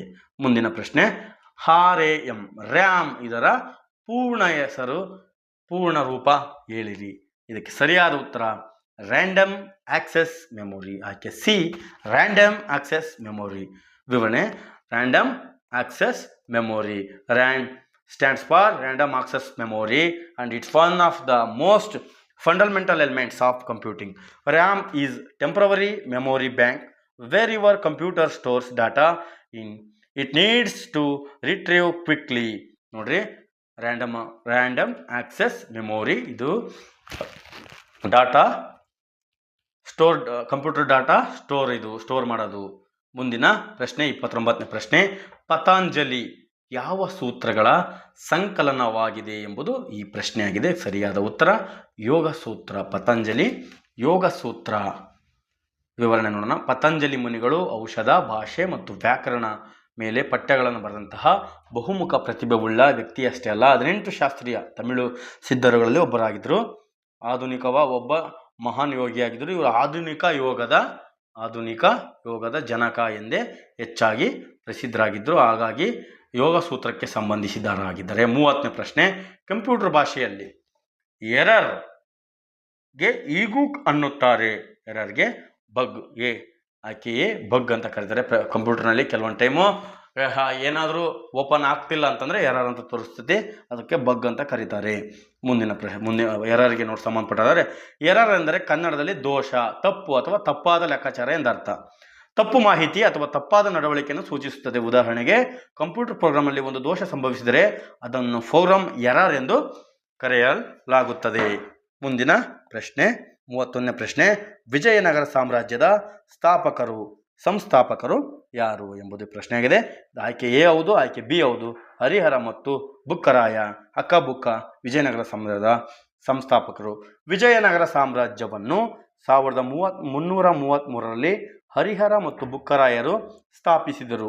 ಇವರು ಸಂಗಮ ವಂಶದವರು. ಮೊದಲ ವಂಶ ಸಂಗಮ ವಂಶ. ವಿಜಯನಗರ ಸಾಮ್ರಾಜ್ಯವನ್ನು ಸ್ಥಾಪಿಸಿದವರು ಹರಿಹರ ಮತ್ತು ಬುಕ್ಕ. ಅವರು ಸಂಗಮ ರಾಜವಂಶದವರು ಮತ್ತು ಇಬ್ಬರು ಸಹೋದರರು. ಅವರು 1336ರಲ್ಲಿ ವಿಜಯನಗರ ಸಾಮ್ರಾಜ್ಯವನ್ನು ಸ್ಥಾಪಿಸಿದರು. ಇದು ದಕ್ಷಿಣ ಭಾರತದಲ್ಲೇ ಪ್ರಮುಖ ಸಾಮ್ರಾಜ್ಯವಾಗಿತ್ತು. ವಿಜಯನಗರ ಸಾಮ್ರಾಜ್ಯವನ್ನು 4 ಮನೆತನಗಳಾಗಿ ಆಳಿದವು ಅಥವಾ ವಿಭಾಗ ಮಾಡಲಾಗಿದೆ. 4 ಮನೆತನ: ಸಂಗಮ, ಸಾಳುವ, ತುಳುವ ಮತ್ತು ಅರವೀಡು ಮನೆತನ. ಸರಿಯಾಗಿ ನೆನ್ಪಿಟ್ಕೊಳ್ಳಿ ಸ್ನೇಹಿತರೆ, ಸಂಗಮ, ಸಾಳುವ, ತುಳುವ ಮತ್ತು ಅರವೀಡು ಮನೆತನ. ಮುಂದಿನ ಪ್ರಶ್ನೆ 32ನೇ ಪ್ರಶ್ನೆ, ಚಾಲುಕ್ಯರ 2ನೇ ರಾಜಧಾನಿಯಾಗಿದ್ದ ಬಾದಾಮಿಯ ಇನ್ನೊಂದು ಹೆಸರೇನು? ವಾತಾಪಿ. ಆಯ್ಕೆ ಡಿ, ವಾತಾಪಿ. ಬಾದಾಮಿಯ ಇನ್ನೊಂದು ಹೆಸರು ವಾತಾಪಿ. ಸರಿಯಾಗಿ ನೆನ್ಪಿಟ್ಕೊಳ್ರಿ, ಇದು ಚಾಲುಕ್ಯರ ರಾಜಧಾನಿ, 2ನೇ ರಾಜಧಾನಿ ಆಗಿತ್ತು. ಇವರು ನೋಡಿ, ಬಾದಾಮಿಯ ಇನ್ನೊಂದು ಹೆಸರು ವಾತಾಪಿ. ಇದು ಬಾದಾಮಿ ಚಾಲುಕ್ಯರ ರಾಜಧಾನಿ ಮತ್ತು ಬಾಗಲಕೋಟೆ ಜಿಲ್ಲೆಯಲ್ಲಿ ಕಂಡುಬರುತ್ತದೆ. ಇಲ್ಲಿ ಬಾಗಲಕೋಟೆ ಜಿಲ್ಲೆಯಲ್ಲಿ ಕಂಡುಬರುತ್ತದೆ. ಚಾಲುಕ್ಯ ವಂಶವು ದಕ್ಷಿಣ ಭಾರತದ ಪ್ರಮುಖ ರಾಜವಂಶಗಳಲ್ಲಿ ಒಂದಾಗಿದೆ. ಈ ರಾಜವಂಶದ ಸ್ಥಾಪಕನೆಂದು ಪರಿಗಣಿಸಲ್ಪಟ್ಟಿರುವ ಪುಲಕೇಶಿ ಈಗಿನ ಬಾದಾಮಿ ವಾತಾಪಿಯನ್ನು ವಶಪಡಿಸಿಕೊಂಡು ತನ್ನ ರಾಜಧಾನಿಯಾಗಿ ಮಾಡಿಕೊಂಡರು. ಇವರ ಆಳ್ವಿಕೆಯಲ್ಲಿ ಚಾಲುಕ್ಯರ ಸಾಮ್ರಾಜ್ಯವು ಬಲಗೊಂಡಿತು. ನಂತರ ಆಡಳಿತಗಾರರು ಇದನ್ನು ವಿಸ್ತರಿಸಿದರು. ಮುಂದಿನ ಪ್ರಶ್ನೆ, ಆದಿಕವಿ ಪಂಪ ಯಾವ ಚಾಲುಕ್ಯ ಅರಸನ ಆಸ್ಥಾನ ಕವಿಯಾಗಿದ್ದ ಎಂಬುದು ಈ ಪ್ರಶ್ನೆಯಾಗಿದೆ. ಸರಿಯಾದ ಉತ್ತರ 2ನೇ ಅರಿಕೇಸರಿ, ಇಮ್ಮಡಿ ಅರಿಕೇಸರಿ. ಇಮ್ಮಡಿ ಅರಿಕೇಸರಿಯ ಆಸ್ಥಾನದ ಕವಿಯಾಗಿದ್ದ ಪಂಪನು ಗದ್ಯ ಮತ್ತು ಪದ್ಯ ಸೇರಿದ ಚಂಪು ಶೈಲಿಯಲ್ಲಿ ಕೃತಿಯನ್ನು ರಚಿಸುತ್ತಿದ್ದರು. ಆದಿಕವಿ ಎಂದು ಕರೆಯಲ್ಪಡುವ ಇವರು ಕನ್ನಡದ ರತ್ನತ್ರಯರಲ್ಲಿ ಪಂಪ, ಪೊನ್ನ ಮತ್ತು ರನ್ನ ಇವರು ಒಬ್ಬರು. ಪಂಪನನ್ನು ಯುಗ ಪ್ರವರ್ತಕನೆಂದು ಕನ್ನಡಿಗರು ಗೌರವಿಸಿ ಅವನ ಕಾಲವನ್ನು ಪಂಪಯುಗವೆಂದು ಕರೆದಿದ್ದಾರೆ. ಇವ್ರದು ಆದಿಪುರಾಣ ಮತ್ತು ವಿಕ್ರಮಾರ್ಜುನ ವಿಜಯ ಇವೆರಡು ಪಂಪನ ಮೇರು ಕೃತಿಗಳು. ಮುಂದಿನ ಪ್ರಶ್ನೆ 34ನೇ ಪ್ರಶ್ನೆ, ವ್ಯಾಸಮುನಿ ಬರೆದ ಮಹಾಕಾವ್ಯ ಯಾವುದು? ವ್ಯಾಸಮುನಿ ಬರೆದ ಮಹಾಕಾವ್ಯ ಅಂದರೆ ಮಹಾಭಾರತ. ಮಹಾಭಾರತ ಇದಾ ಯದಾ ಹಿ ಧರ್ಮಸ್ಯ ಜ್ಞಾನಿರ್ಭವತಿ ಭಾರತ ಅಭ್ಯುತ್ಥಾಮನ ಧರ್ಮಸ್ಯ ಎಂಬುದು ಈ ಮಹಾಭಾರತದಲ್ಲಿ ಕಂಡುಬರುವಂತಹ ಶ್ಲೋಕವಾಗಿದೆ. ವ್ಯಾಸಮುನಿಯವರು ಬರೆದ ಮಹಾಕಾವ್ಯವೆಂದರೆ ಮಹಾಭಾರತ. ಮಹಾಭಾರತವು ಹಿಂದೂ ಧರ್ಮದ ಒಂದು ಪ್ರಮುಖ ಗ್ರಂಥವಾಗಿದೆ. ಇದನ್ನು ವ್ಯಾಸರು ರಚಿಸಿದ್ದಾರೆ ಎಂದು ನಂಬಲಾಗಿದೆ. 35ನೇ ಪ್ರಶ್ನೆ, ಸನಾದಿ ಅಪ್ಪಣ್ಣ ಚಿತ್ರದಲ್ಲಿ ನಟಿಸಿದ ನಾಯಕ ನಟ ಯಾರು? ಡಾಕ್ಟರ್ ರಾಜ್ಕುಮಾರ್ ಅವರು ಸನಾದಿ ಅಪ್ಪಣ್ಣ ಚಿತ್ರದಲ್ಲಿ ಪ್ರಮುಖ ನಟನಾಗಿ ಪಾತ್ರವನ್ನು ನಿರ್ವಹಿಸಿದ್ದಾರೆ. ಅವರೊಂದಿಗೆ ನಾಯಕಿಯಾಗಿ ಜಯಪ್ರದಾ ನಟಿಸಿದ್ದಾರೆ. ಮುಂದಿನ ಪ್ರಶ್ನೆ 36ನೇ ಪ್ರಶ್ನೆ, ಗಾಯತ್ರಿ ಮಂತ್ರ ರಚಿಸಿದವರು ಯಾರು? ಗಾಯತ್ರಿ ಮಂತ್ರವನ್ನು ರಚಿಸಿದವರು ಯಾರು ಎಂಬುದು ಈ ಪ್ರಶ್ನೆಯಾಗಿದೆ. ಸರಿಯಾದ ಉತ್ತರ ವಿಶ್ವಾಮಿತ್ರರವರು ಗಾಯತ್ರಿ ಮಂತ್ರವನ್ನು ರಚಿಸಿದರು. ವಿವರಣೆ ನೋಡೋದಾದರೆ, ಗಾಯತ್ರಿ ಮಂತ್ರವನ್ನು ರಚಿಸಿದವರು ಋಷಿ ವಿಶ್ವಾಮಿತ್ರ ಎಂದು ಹೇಳಲಾಗುತ್ತದೆ. ಈ ಮಂತ್ರವು ಋಗ್ವೇದದಲ್ಲಿ ಕಂಡುಬರುತ್ತದೆ ಮತ್ತು ಇದನ್ನು ಸೂರ್ಯದೇವನಿಗೆ ಸಮರ್ಪಿಸಲಾಗಿದೆ. ಸರಿಯಾಗಿ ನೆನಪಿರಲಿ ಸ್ನೇಹಿತರೆ, ಸೂರ್ಯದೇವನಿಗೆ ಇದನ್ನು ಸಮರ್ಪಿಸಲಾಗಿದೆ. ಗಾಯತ್ರಿ ಮಂತ್ರವು ಹಿಂದೂ ಧರ್ಮದ ಪ್ರಮುಖ ಮಂತ್ರಗಳಲ್ಲಿ ಒಂದಾಗಿದೆ. 37ನೇ ಪ್ರಶ್ನೆ, ಉಪನಿಷತ್ತುಗಳು ಯಾವುದಕ್ಕೆ ಸಂಬಂಧಿಸಿದ್ದೇವೆ? ಉಪನಿಷತ್ತುಗಳು ಯಾವುದಕ್ಕೆ ಸಂಬಂಧಿಸಿದೆ ಎಂಬುದು ಈ ಪ್ರಶ್ನೆಯಾಗಿದೆ. ಸರಿಯಾದ ಉತ್ತರ ಆಯ್ಕೆ ಡಿ, ತತ್ವಶಾಸ್ತ್ರ. ತತ್ವಶಾಸ್ತ್ರಕ್ಕೆ ಉಪನಿಷತ್ತುಗಳು ಸಂಬಂಧಿಸಿದೆ.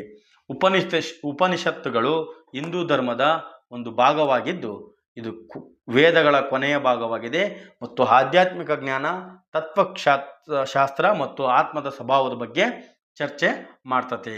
38ನೇ ಪ್ರಶ್ನೆ, 1939ರಲ್ಲಿ ಸುಭಾಷ್ ಚಂದ್ರ ಬೋಸ್ ರವರು ಕಾಂಗ್ರೆಸ್ ಪಕ್ಷದಿಂದ ಬೇರ್ಪಡೆಗೊಂಡು ಸ್ಥಾಪಿಸಿದ ಹೊಸ ಪಕ್ಷ ಯಾವುದು? ಈಗ 1939ರಲ್ಲಿ ಸುಭಾಷ್ ಚಂದ್ರ ಬೋಸ್ರು ಕಾಂಗ್ರೆಸ್ ಪಕ್ಷದಿಂದ ಹೊರ ಬಂದು ಹೊಸ ಪಕ್ಷನ ಸ್ಥಾಪನೆ ಮಾಡ್ತಾರೆ. ಆ ಹೊಸ ಪಕ್ಷ ಯಾವುದು ಎಂಬುದು ಈ ಪ್ರಶ್ನೆಯಾಗಿದೆ. ಸರಿಯಾದ ಉತ್ತರ ಫಾರ್ವರ್ಡ್ ಬ್ಲ್ಯಾಕ್ ಎಂಬ ಹೊಸ ಪಕ್ಷವನ್ನು ಸುಭಾಷ್ ಚಂದ್ರ ಬೋಸ್ ರವರು ಸ್ಥಾಪಿಸಿದರು. 1939ರಲ್ಲಿ ಸುಭಾಷ್ ಚಂದ್ರ ಬೋಸ್ ಅವರು ಭಾರತೀಯ ರಾಷ್ಟ್ರೀಯ ಕಾಂಗ್ರೆಸ್ನಿಂದ ಹೊರಬಂದ ನಂತರ ಆಲ್ ಇಂಡಿಯಾ ಫಾರ್ವರ್ಡ್ ಬ್ಲ್ಯಾಕ್ ಪಕ್ಷವನ್ನು ಸ್ಥಾಪಿಸಿದರು. ಇದು ಭಾರತೀಯ ರಾಷ್ಟ್ರೀಯ ಕಾಂಗ್ರೆಸ್ನ ಪಕ್ಷದಲ್ಲಿ ಭಿನ್ನಾಭಿಪ್ರಾಯಗಳ ಪರಿಣಾಮವಾಗಿತ್ತು. ನೋಡಿ, ಅಲ್ಲಿ ಭಿನ್ನಾಭಿಪ್ರಾಯ ಇದ್ದ ಕಾರಣ ಬೋಸ್ರವರು ಕಾಂಗ್ರೆಸ್ ಪಕ್ಷವನ್ನು ಸ್ವತಂತ್ರ ಹೋರಾಟದಲ್ಲಿ ಇನ್ನೂ ಹೆಚ್ಚಿನ ಬದ್ಧತೆಯನ್ನು ಹೊಂದಿರಬೇಕು, ಸಮಾಜವಾದಿ ಆಡಳಿತವನ್ನು ಸ್ಥಾಪಿಸಬೇಕೆಂದು ವಾದಿಸಿದರು. ಈ ಭಿನ್ನಾಭಿಪ್ರಾಯಗಳು ಅವರನ್ನು ಕಾಂಗ್ರೆಸ್ ಪಕ್ಷದಿಂದ ಬೇರ್ಪಡುವಂತೆ ಮಾಡಿತು. 1939ರಲ್ಲಿ ಆಲ್ ಇಂಡಿಯಾ ಫಾರ್ವರ್ಡ್ ಬ್ಲ್ಯಾಕ್ ಸ್ಥಾಪನೆ ಮಾಡಲು ಕಾರಣವಾಯಿತು. ಮುಂದಿನ ಪ್ರಶ್ನೆ, ಅಲೆಕ್ಸಾಂಡರ್ನ ಆಕ್ರಮಣದ ಕಾಲದಲ್ಲಿ ಉತ್ತರ ಭಾರತವು ಯಾವ ವಂಶಸ್ಥರ ಆಳ್ವಿಕೆಯಲ್ಲಿತ್ತು ಎಂಬುದು ಈ ಪ್ರಶ್ನೆಯಾಗಿದೆ. ಸರಿಯಾದ ಉತ್ತರ ಆಯ್ಕೆಯೇ ನಂದವಂಶರ ಆಳ್ವಿಕೆಯಲ್ಲಿ ಇತ್ತು. ವಿವರಣೆ ನೋಡೋಣ. ಅಲೆಕ್ಸಾಂಡರ್ ಆಕ್ರಮಣದ ಸಮಯದಲ್ಲಿ ಭಾರತದಲ್ಲಿ ನಂದವಂಶದವರು ಆಳ್ವಿಕೆ ನಡೆಸುತ್ತಿದ್ದರು. ನಿರ್ದಿಷ್ಟವಾಗಿ ಧನನಂದನು ಈ ಸಮಯದಲ್ಲಿ ಆಳ್ವಿಕೆಯಲ್ಲಿದ್ದನು. ಚಂದ್ರಗುಪ್ತ ಮೌರ್ಯ ನಂತರ ನಂದವಂಶವನ್ನು ಸೋಲಿಸಿ ಮೌರ್ಯ ಸಾಮ್ರಾಜ್ಯ, ನೋಡಿ, ಚಂದ್ರಗುಪ್ತ ಮೌರ್ಯನು ನಂದವಂಶದ ಧನನಂದನನ್ನು ಕೊಂದು ಮೌರ್ಯ ಸಾಮ್ರಾಜ್ಯಕ್ಕೆ ಅಡಿಪಾಯ ಹಾಕಿದರು ಅಥವಾ ಸ್ಥಾಪನೆ ಮಾಡಿದರು. ಅಲೆಕ್ಸಾಂಡರು ಆಕ್ರಮಣವು ಕ್ರಿಸ್ತಪೂರ್ವ 326ರಲ್ಲಿ ಸಂಭವಿಸಿತು ಮತ್ತು ಆ ಸಮಯದಲ್ಲಿ ಭಾರತದ ಉತ್ತರ ಭಾಗದಲ್ಲಿ ನಂದವಂಶವು ಆಳ್ವಿಕೆ ನಡೆಸಿತ್ತು. ಧನನಂದನನ್ನು ನಂದ ರಾಜವಂಶದ ಕೊನೆಯ ದೊರೆಯಾಗಿದ್ದನು ಮತ್ತು ಅವನು ನಿರಂಕುಶ ಆಳ್ವಿಕೆಯಿಂದ ಪ್ರಜೆಗಳು ಬೇಸತ್ತಿದ್ರು ಅಂತ ಇತಿಹಾಸ ತಿಳಿಸ್ತದೆ ಅಥವಾ ಉಲ್ಲೇಖ ಮಾಡಿದೆ. ಮುಂದಿನ ಪ್ರಶ್ನೆ, ಬುದ್ಧನ ಉಪದೇಶಗಳು ಮುಖ್ಯವಾಗಿ ಯಾವುದಕ್ಕೆ ಸಂಬಂಧಿಸಿದೆ? ಶುದ್ಧ ಚಿಂತನೆ ಮತ್ತು ನಡತೆಗೆ ಬುದ್ಧನ ಉಪದೇಶಗಳು ಸಂಬಂಧಪಟ್ಟಿದ್ದಾವೆ. ಮುಂದಿನ ಪ್ರಶ್ನೆ, ಕೆಳಗಿನ ಯಾವ ಆಟಗಳಲ್ಲಿ ಆಟಗಾರನ ತೀವ್ರತೆಯನ್ನು ಪರೀಕ್ಷಿಸಲು ಯೋ ಇಂಟರ್ಮಿಟೆಂಟ್ ಟೆಸ್ಟನ್ನು ನಡೆಸಲಾಗುವುದು. ಕ್ರಿಕೆಟ್ನಲ್ಲಿ ಇತ್ತೀಚಿನ ದಿನಗಳಲ್ಲಿ ಇದು ಜಾರಿಗೆ ಬಂತು. ವಿವರಣೆ ನೋಡೋಣ ಬನ್ನಿ. The yo intermittent test is a fitness test used in cricket ಮತ್ತು other sports to access athletes ability ಮತ್ತು repeatedly perform high intensity exercise with recovery periods ಎಂಬುದು ಯೋಯೋ ಇಂಟಿಮೆಂಟೆಂಟ್ ಟೆಸ್ಟ್ ಉದ್ದೇಶವಾಗಿದೆ. 42ನೇ ಪ್ರಶ್ನೆ, ಅಂಬೇಡ್ಕರ್ ಜಯಂತಿ ಅಥವಾ ಭೀಮ ಜಯಂತಿ ಉತ್ಸವವನ್ನು ಈ ಕೆಳಗಿನ ಯಾವ ದಿನದಂದು ಆಚರಿಸಲಾಗುತ್ತದೆ ಎಂಬುದು ಈ ಪ್ರಶ್ನೆಯಾಗಿದೆ.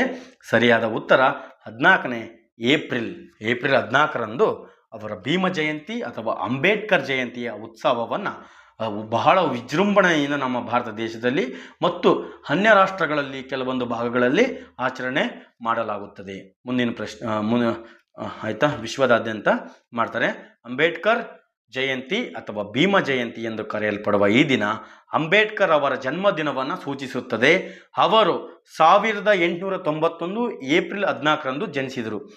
ಅವರು ಜನಿಸಿದ್ದ ಕಾರಣದಿಂದ 14ನ್ನು ಅಂಬೇಡ್ಕರ್ ಜಯಂತಿ ಭೀಮ್ ಜಯಂತಿಯಿಂದ ಆಚರಣೆ ಮಾಡಲಾಗುತ್ತದೆ. ಮುಂದಿನ ಪ್ರಶ್ನೆ 44ನೇ ಪ್ರಶ್ನೆ, ಕರ್ನಾಟಕ ರಾಜ್ಯ ಪೊಲೀಸ್ ಇಲಾಖೆಯಲ್ಲಿ ಈ ಕೆಳಗಿನ ಯಾವ ಹಂತದ ಹುದ್ದೆಗೆ ನೇರ ನೇಮಕಾತಿ ಮಾಡಿಕೊಳ್ಳಲಾಗುವುದಿಲ್ಲ? ಅಂದರೆ ನೇಮಕಾತಿಯನ್ನು ಮಾಡಿಕೊಳ್ಳುವುದಿಲ್ಲ. ಈಗ ಕಾನ್ಸ್ಟೇಬಲ್ಗೆ ಪರೀಕ್ಷೆ ಮುಖಾಂತರ ನೇಮಕಾತಿ ಮಾಡ್ತಾರೆ, ಓಕೆ. ಸಬ್ ಇನ್ಸ್ಪೆಕ್ಟ್ರಿಗೆ ಪರೀಕ್ಷೆ ಮಾಡ್ತಾರೆ. ಇನ್ಸ್ಪೆಕ್ಟ್ರು ಇದು ಪ್ರಮೋಷನ್. ಸಬ್ ಇನ್ಸ್ಪೆಕ್ಟ್ರಿಂದ ಇನ್ಸ್ಪೆಕ್ಟ್ರಿಗೆ ಪ್ರಮೋಷನ್ ಪಡೀತದೆ. ಇದು ನೇರ ನೇಮಕಾತಿಯಿಂದ ಪಡೆಯೋದಲ್ಲ. ಹಾಗಾಗಿ ಇದಕ್ಕೆ ಇದು DYSP, ಇವು ಡೆಪ್ಯೂಟಿ ಸೂಪರಿಂಟೆಂಡೆಂಟ್ ಆಫ್ ಪೊಲೀಸು, ಇದು KS ಎಕ್ಸಾಮ್ ಮುಖಾಂತರ ನಡೆಸಿ DYSP ಕೆಲಸನ ಕೊಡ್ತಾರೆ. ಹಾಗಾಗಿ ಇದಕ್ಕೆ ನೇರ ನೇಮಕಾತಿ ಮಾಡಿಕೊಳ್ಳುವುದಿಲ್ಲ. ಅಂದರೆ ಇನ್ಸ್ಪೆಕ್ಟರ್ ಇದು ಪ್ರಮೋಷನ್. ಮುಂದಿನ ಇಲ್ಲಿದೆ ನೋಡಿ, ಪೊಲೀಸ್ ಇಲಾಖೆಯಲ್ಲಿ ನೇಮಕಾತಿ ಹುದ್ದೆಗಳೆಂದರೆ ರಾಜ್ಯ ಪೊಲೀಸ್ ಇಲಾಖೆಯ ವಿವಿಧ ಹುದ್ದೆಗಳಿಗೆ ನೇರ ನೇಮಕಾತಿ ಮಾಡಿಕೊಳ್ಳಲಾಗುವುದು. ಇದರಲ್ಲಿ ಪೊಲೀಸ್ ಕಾನ್ಸ್ಟೇಬಲ್, ಸಬ್ ಇನ್ಸ್ಪೆಕ್ಟರ್ ಮತ್ತು ಇತರ ಹುದ್ದೆಗಳು ಸೇರಿವೆ. ಇವು ಲಿಖಿತ ಪರೀಕ್ಷೆ, ದೈಹಿಕ ಪರೀಕ್ಷೆ, ಸಂದರ್ಶನ ಮತ್ತು ದಾಖಲೆ ಪರಿಶೀಲನೆಗಳನ್ನು ಒಳಗೊಂಡಿದೆ. ಮುಂದಿನ ಪ್ರಶ್ನೆ, ಕರ್ನಾಟಕ ಸಂಗೀತದ ಪಿತಾಮಹ ಎಂದು ಯಾರನ್ನು ಕರೆಯಲಾಗುತ್ತದೆ? ಅಂದರೆ ಇದಕ್ಕೆ ಸರಿಯಾದ ಉತ್ತರ ಪುರಂದರದಾಸರು. ಪುರಂದರದಾಸರನ್ನು ಕರ್ನಾಟಕ ಸಂಗೀತದ ಪಿತಾಮಹ ಎಂದು ಕರೆಯಲಾಗುತ್ತದೆ. ಮುಂದಿನ ಪ್ರಶ್ನೆ 50ನೇ ಪ್ರಶ್ನೆ ಮತ್ತು ಕೊನೆಯ ಪ್ರಶ್ನೆ, ಮತ್ತು ಭಾಗ 2 ಮುಂದಿನ ದಿನಗಳಲ್ಲಿ ಅಪ್ಲೋಡ್ ಮಾಡ್ತೀನಿ.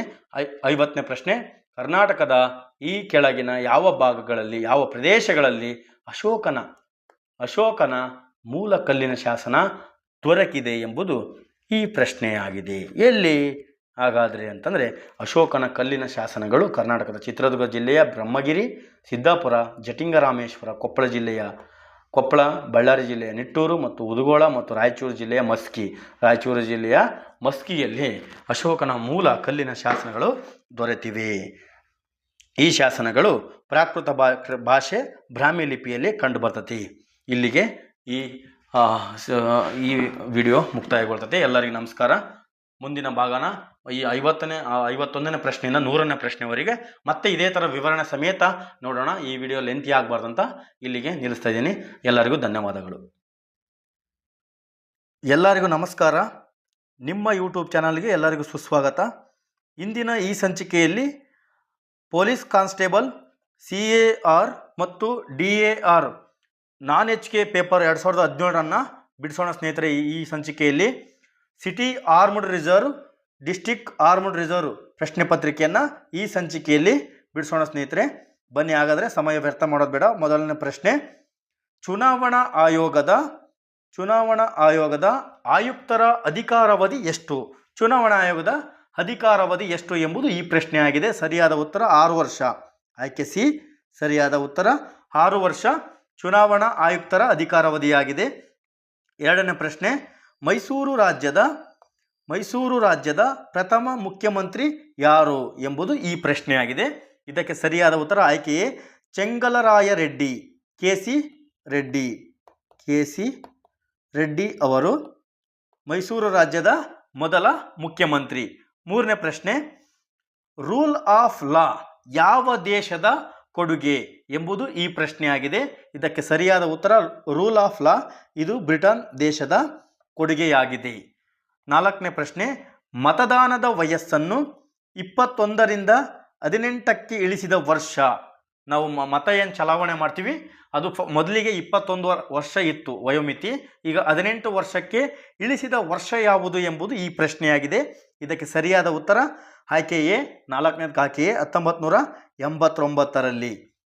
5ನೇ ಪ್ರಶ್ನೆ, reserve bank of India RBI ಪ್ರಾರಂಭವಾದ ವರ್ಷ ಯಾವುದು ಎಂಬುದು ಈ ಪ್ರಶ್ನೆಯಾಗಿದೆ. ಸರಿಯಾದ ಉತ್ತರ 1935ರಲ್ಲಿ RBI ಪ್ರಾರಂಭವಾಗುತ್ತೆ. 6ನೇ ಪ್ರಶ್ನೆ, ಕರ್ನಾಟಕ ರಾಜ್ಯದ ಈಗಿನ ಮಹಾನಿರ್ದೇಶಕರು ಮತ್ತು ಪೊಲೀಸ್ ಮಹಾನಿರೀಕ್ಷಕರು ಯಾರು ಎಂಬುದು ಈ ಪ್ರಶ್ನೆಯಾಗಿದೆ. ಇದಕ್ಕೆ ಸರಿಯಾದ ಉತ್ತರ ಈ ಪ್ರಸ್ತುತವಾಗಿ ಡಾಕ್ಟರ್ ಸಲೀಂ ಸರ್ ಅವರು ಕರ್ತವ್ಯವನ್ನು ನಿರ್ವಹಿಸ್ತಾರೆ. ಯಾರು? ಡಾಕ್ಟರ್ ಸಲೀಂ ಸರ್ ಅವರು ಪ್ರಸ್ತುತ ಮಹಾನಿರ್ದೇಶಕರು DG ಅಂಡ್ IG ಅವರಾಗಿ ಕರ್ತವ್ಯ ನಿರ್ವಹಿಸುತ್ತಾರೆ. ಮುಂದಿನ ಪ್ರಶ್ನೆ 7ನೇ ಪ್ರಶ್ನೆ, ಭಾರತದ ಮೊದಲ ವಿಶ್ವ ಸುಂದರಿ ಯಾರು ಎಂಬುದು 7ನೇ ಪ್ರಶ್ನೆಯಾಗಿದೆ. 7ನೇ ಪ್ರಶ್ನೆಗೆ ಸರಿಯಾದ ಉತ್ತರ ಆಯ್ಕೆ ಸಿ, ರೀಟಾ ಫರಿಯಾ ಅವರು ಭಾರತದ ಮೊದಲ ವಿಶ್ವ ಸುಂದರಿಯಾಗಿ ಆಗಿರುತ್ತಾರೆ. ಮುಂದಿನ ಪ್ರಶ್ನೆ 8ನೇ ಪ್ರಶ್ನೆ, ವಿಶ್ವದ ಅತಿ ಎತ್ತರದ ಆದಿಯೋಗಿ ಶಿವನ ಪ್ರತಿಮೆ ಯಾವ ರಾಜ್ಯದಲ್ಲಿ ಇದೆ ಎಂಬುದು 8ನೇ ಪ್ರಶ್ನೆಯಾಗಿದೆ. ತಮಿಳುನಾಡು ರಾಜ್ಯದಲ್ಲಿ ವಿಶ್ವದ ಅತಿ ಎತ್ತರದ ಆದಿಯೋಗಿ ಶಿವನ ಪ್ರತಿಮೆಯನ್ನು ನಾವು ಕಾಣಬಹುದು. 9ನೇ ಪ್ರಶ್ನೆ, ಇದು ಕರೆಂಟ್ ಅಫೈರ್ಸ್. 10ನೇದು ಕರೆಂಟ್ ಅಫೈರ್ಸ್, 11ನೇದು ಕರೆಂಟ್ ಅಫೈರ್ಸ್. 12 GST ಸಭೆಯ ಅಧ್ಯಕ್ಷರು ಯಾರು? GST ಸಭೆಯ ಅಧ್ಯಕ್ಷರು ಯಾರು? ಹಣಕಾಸು ಸಚಿವರು ಈ GST ಸಭೆಯ ಅಧ್ಯಕ್ಷರು. ಮುಂದಿನ ಪ್ರಶ್ನೆ 13ನೇ ಪ್ರಶ್ನೆ, ಕೇಂದ್ರ ಚುನಾವಣಾ ಆಯೋಗದ ಮುಖ್ಯಸ್ಥರು. ಈಗ ಕೇಂದ್ರ ಚುನಾವಣಾ ಆಯೋಗದ ಮುಖ್ಯಸ್ಥರು ಯಾರು ಎಂಬುದು ಪ್ರಶ್ನೆಯಾಗಿದೆ. ಸರಿಯಾದ ಉತ್ತರ ಜ್ಞಾನೇಶ್ ರವರು ಕರ್ತವ್ಯವನ್ನು ಈ ಪ್ರಸ್ತುತವಾಗಿ ನಿರ್ವಹಿಸುತ್ತಿದ್ದಾರೆ. 14ನೇ ಪ್ರಶ್ನೆ, ರಾಜೀವ್ ಗಾಂಧಿ ಖೇಲ್ ರತ್ನ ಪ್ರಶಸ್ತಿ ಮೊದಲು ನೀಡಿದ್ದು ಯಾವಾಗ ಎಂಬುದು ಈ ಪ್ರಶ್ನೆಯಾಗಿದೆ. 14ನೇದಕ್ಕೆ 1991 ಮತ್ತು 92ರಲ್ಲಿ ರಾಜೀವ್ ಗಾಂಧಿ ಖೇಲ್ ರತ್ನ ಪ್ರಶಸ್ತಿಯನ್ನು ಪ್ರಥಮ ಬಾರಿಗೆ ನೀಡಲು ಪ್ರಾರಂಭಿಸಿದರು. 15ನೇ ಪ್ರಶ್ನೆ, ಕರ್ನಾಟಕ ಪೊಲೀಸ್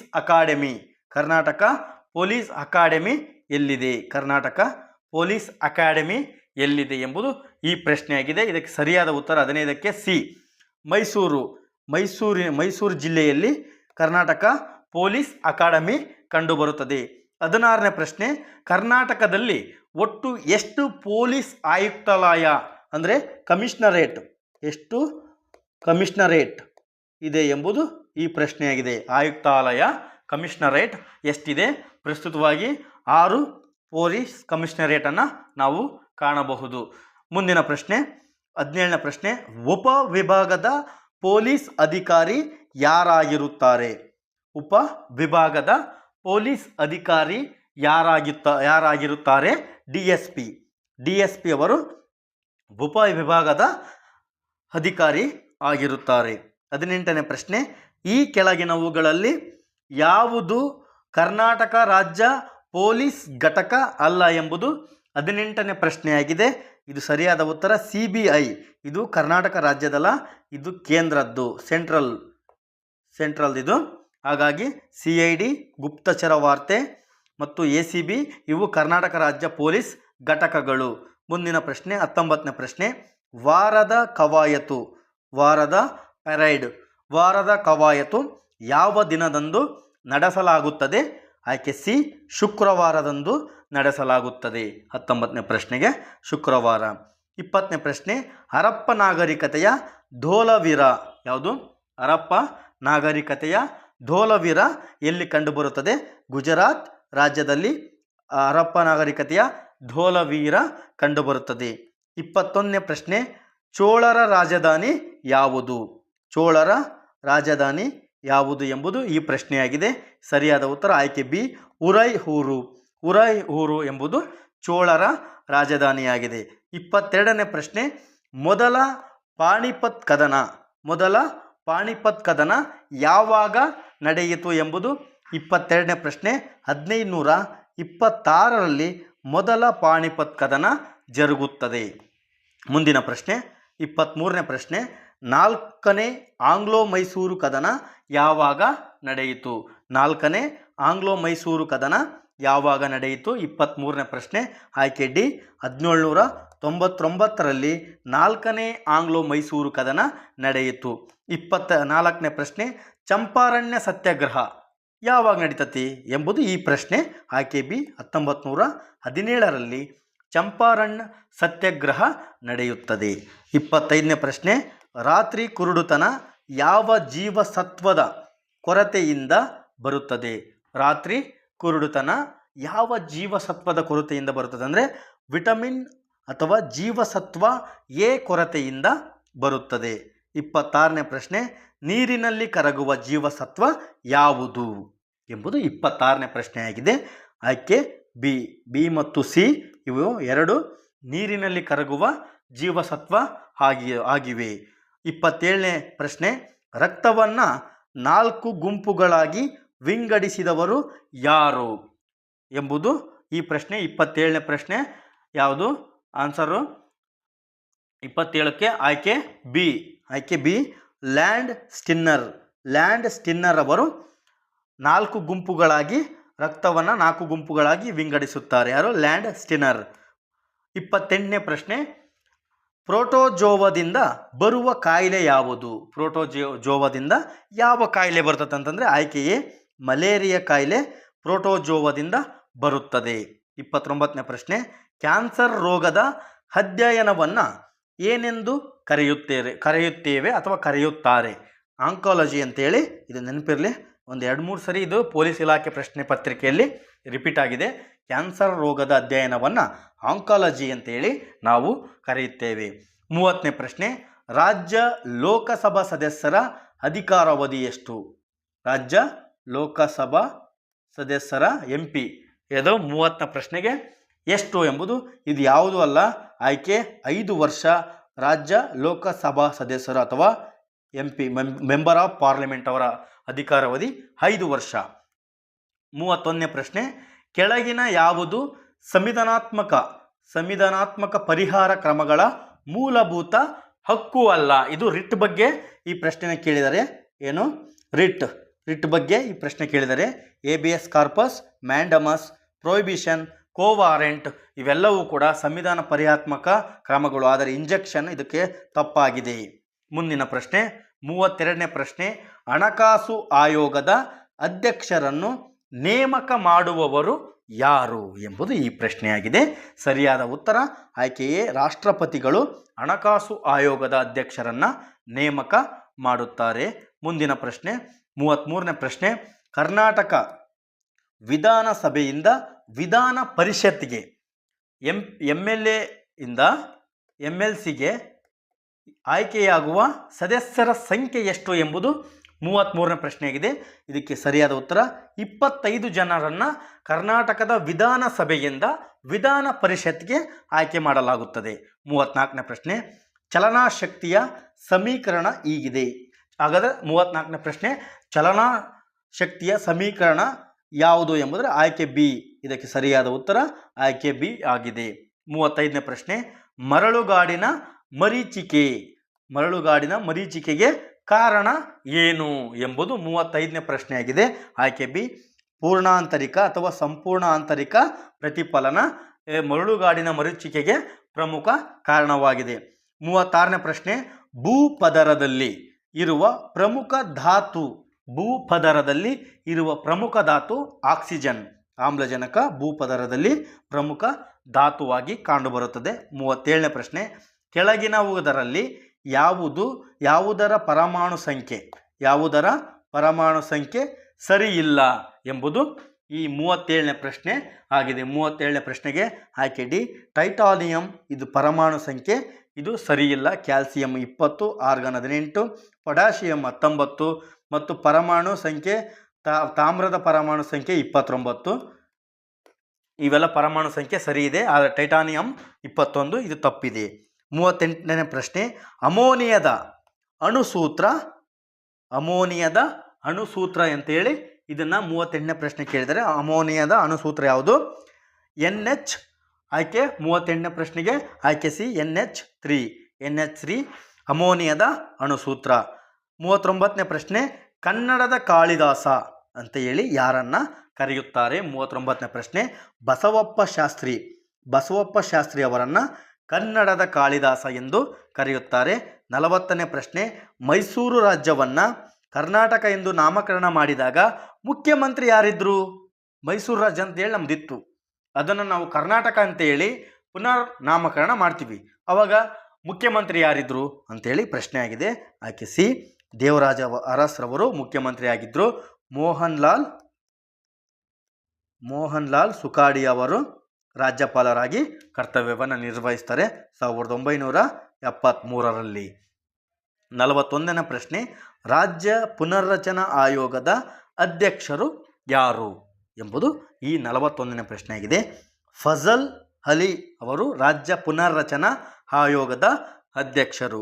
42ನೇ ಪ್ರಶ್ನೆ ಕರ್ನಾಟಕದ ಜಲಿಯನ್ ವಾಲಾಬಾಗ್ ಎಂದು ಯಾವ ಸ್ಥಳವನ್ನು ನಾವು ಕರೆಯುತ್ತೇವೆ? ಅಲ್ಲಿ ಜಲಿಯನ್ ವಾಲಾಬಾಗ್ ಏನು ಅಮೃತ್ಸರದಲ್ಲಿ ನಡೀತಿತ್ತೋ ಅದೇ ಥರ ನಮ್ಮ ಕರ್ನಾಟಕದಲ್ಲಿ ಒಂದು ಜಲಿಯನ್ ವಾಲಾಬಾಗ್ ಹತ್ಯಾಕಾಂಡ ಥರ ಅದೇ ರೀತಿ ಉಳ್ಳವಂಥದ್ದಾಗಿ ನಡೀತತಿ. ಅದನ್ನು ನಾವು ಯಾವುದನ್ನು ಕರಿತೀವಿ ಎಂಬುದು 42ನೇ ಪ್ರಶ್ನೆಯಾಗಿದೆ. ಆಯ್ಕೆ ಸಿ ವಿದುರಾಶ್ವತ್ಥ ಘಟನೆ. ಚಿಕ್ಕಬಳ್ಳಾಪುರ ಜಿಲ್ಲೆಯಲ್ಲಿ ಕಂಡುಬರ್ತದೆ. ಇದು ಚಿಕ್ಕಬಳ್ಳಾಪುರ ಜಿಲ್ಲೆಯಲ್ಲಿ ಕಂಡುಬರ್ತತಿ. ಇದನ್ನು ನಾವು ಕರ್ನಾಟಕದ ಜಲಿಯನ್ ವಾಲಾಬಾಗ್ ಅಥವಾ ದಕ್ಷಿಣ ಭಾರತದ ಜಲಿಯನ್ ವಾಲಾಬಾಗ್ ಎಂದು ಕೂಡ ಕರಿತೀವಿ ಇದನ್ನು. 43ನೇ ಪ್ರಶ್ನೆ ಮೈಸೂರಿನ ಕೊನೆಯ ದಿವಾನರು ಯಾರು ಎಂಬುದು 43ನೇ ಪ್ರಶ್ನೆಯಾಗಿದೆ. ಆರ್ಕಟ್ ರಾಮಸ್ವಾಮಿ ಮೊದಲಿಯಾರ್ ಅವರು ಕರ್ನಾಟಕದ ಮೈಸೂರಿನ ಕೊನೆಯ ದಿವಾನರಾಗಿ ಕಾರ್ಯವನ್ನು ನಿರ್ವಹಿಸಿದ್ದಾರೆ. 44ನೇ ಪ್ರಶ್ನೆ 45, 46, 47, 49ನೇ ಪ್ರಶ್ನೆ ಆಪರೇಷನ್ ಫ್ಲಡ್ನ ಜನಕ ಯಾರು ಎಂಬುದು 49ನೇ ಪ್ರಶ್ನೆ. ಆಯ್ಕೆ ಬಿ ವರ್ಗೀಸ್ ಕುರಿಯನ್ ಅವರನ್ನು ಆಪರೇಷನ್ ಫ್ಲಡ್ ಅವರ ಜನಕ ಎಂದು ಕರೆಯುತ್ತೇವೆ.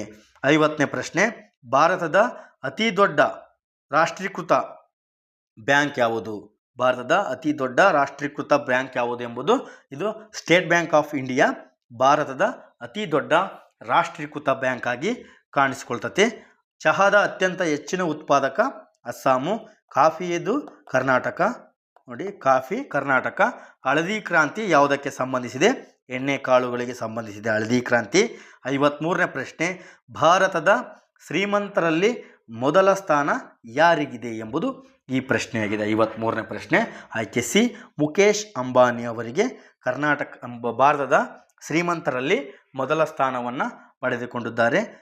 ಆನೆ ಯೋಜನೆ ಯಾವಾಗ ಜಾರಿಗೆ ಬಂತು ಎಂಬುದು ಈ ಪ್ರಶ್ನೆ ಆಗಿದೆ. ಆಯ್ಕೆ ಬಿ 1992ರಲ್ಲಿ ಆನೆ ಯೋಜನೆ ಬರ್ತತಿ. ಆಗಸ್ಟ್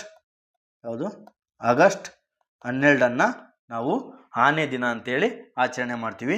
55ನೇ ಪ್ರಶ್ನೆ ಮೊದಲ ವಿಶ್ವ ಕನ್ನಡ ಸಮ್ಮೇಳನ ಎಲ್ಲಿ ನಡೆಯಿತು? ಇದು ಕನ್ನಡ ಸಾಹಿತ್ಯ ಸಮ್ಮೇಳನ ಅಲ್ಲ, ಕನ್ಫ್ಯೂಸ್ ಮಾಡ್ಕೋಬೇಡ್ರಿ, ವಿಶ್ವ ಕನ್ನಡ ಸಮ್ಮೇಳನ. ಇದು ಸರಿಯಾಗಿ ನೆನಪಿರಲಿ, ಕ್ಲಿಯರೆನ್ಸ್ ಇರಲಿ. 55ನೇ ಪ್ರಶ್ನೆ ಏನು? ಆಯ್ಕೆ ಎ ಮೈಸೂರಿನಲ್ಲಿ ನಡೆಯಿತು. 1985ರಲ್ಲಿ ಮೈಸೂರಿನಲ್ಲಿ ನಡೀತೈತಿ. ಎರಡನೇದು 2011ರಲ್ಲಿ ಬೆಳಗಾವಿಯಲ್ಲಿ ನಡೀತೈತಿ. ಇನ್ನು ಮೂರನೇದು ದಾವಣಗೆರೆಯಲ್ಲಿ ಮಾಡ್ಬೇಕಂತಿದ್ರು, ಕಾರಣಾಂತರಗಳಿಂದ ಮಾಡಿಲ್ಲ. ಇದುವರೆಗೂ 2 ನಡೆದವೆ. ಎಲ್ಲಿ? ಮೊದಲು ಮೈಸೂರು, ಆಮೇಲೆ ಬೆಳಗಾವಿ. 56ನೇ ಪ್ರಶ್ನೆ 371 ಸಂವಿಧಾನದ ತಿದ್ದುಪಡಿಯ ಲಾಭ ಎಷ್ಟು ಜಿಲ್ಲೆಗಳಿಗೆ ಇದೆ ಎಂಬುದು ಈ ಪ್ರಶ್ನೆಯಾಗಿದೆ. ಇಷ್ಟು ದಿನ 6 ಜಿಲ್ಲೆಗಳಿಗಿತ್ತು. ಈ ಪ್ರಸ್ತುತ ವಿಜಯನಗರ ಜಿಲ್ಲೆ ಹೊಸದಾಗಿ ಆಗಿದ್ದರಿಂದ 7 ಜಿಲ್ಲೆಗಳ ಈ ಲಾಭವನ್ನು ಪಡ್ಕೊಳ್ತಿದ್ದಾವೆ. 57ನೇ ಪ್ರಶ್ನೆ ಭಾರತದ ಮೊದಲ ಮಹಿಳಾ ರೈಲ್ವೆ ಸಚಿವೆ ಯಾರು? ಮಮತಾ ಬ್ಯಾನರ್ಜಿ ಅವರು ಭಾರತದ ಮೊದಲ ಮಹಿಳಾ ರೈಲ್ವೆ ಸಚಿವೆಯಾಗಿ ಕಾರ್ಯನಿರ್ವಹಿಸಿದ್ದಾರೆ.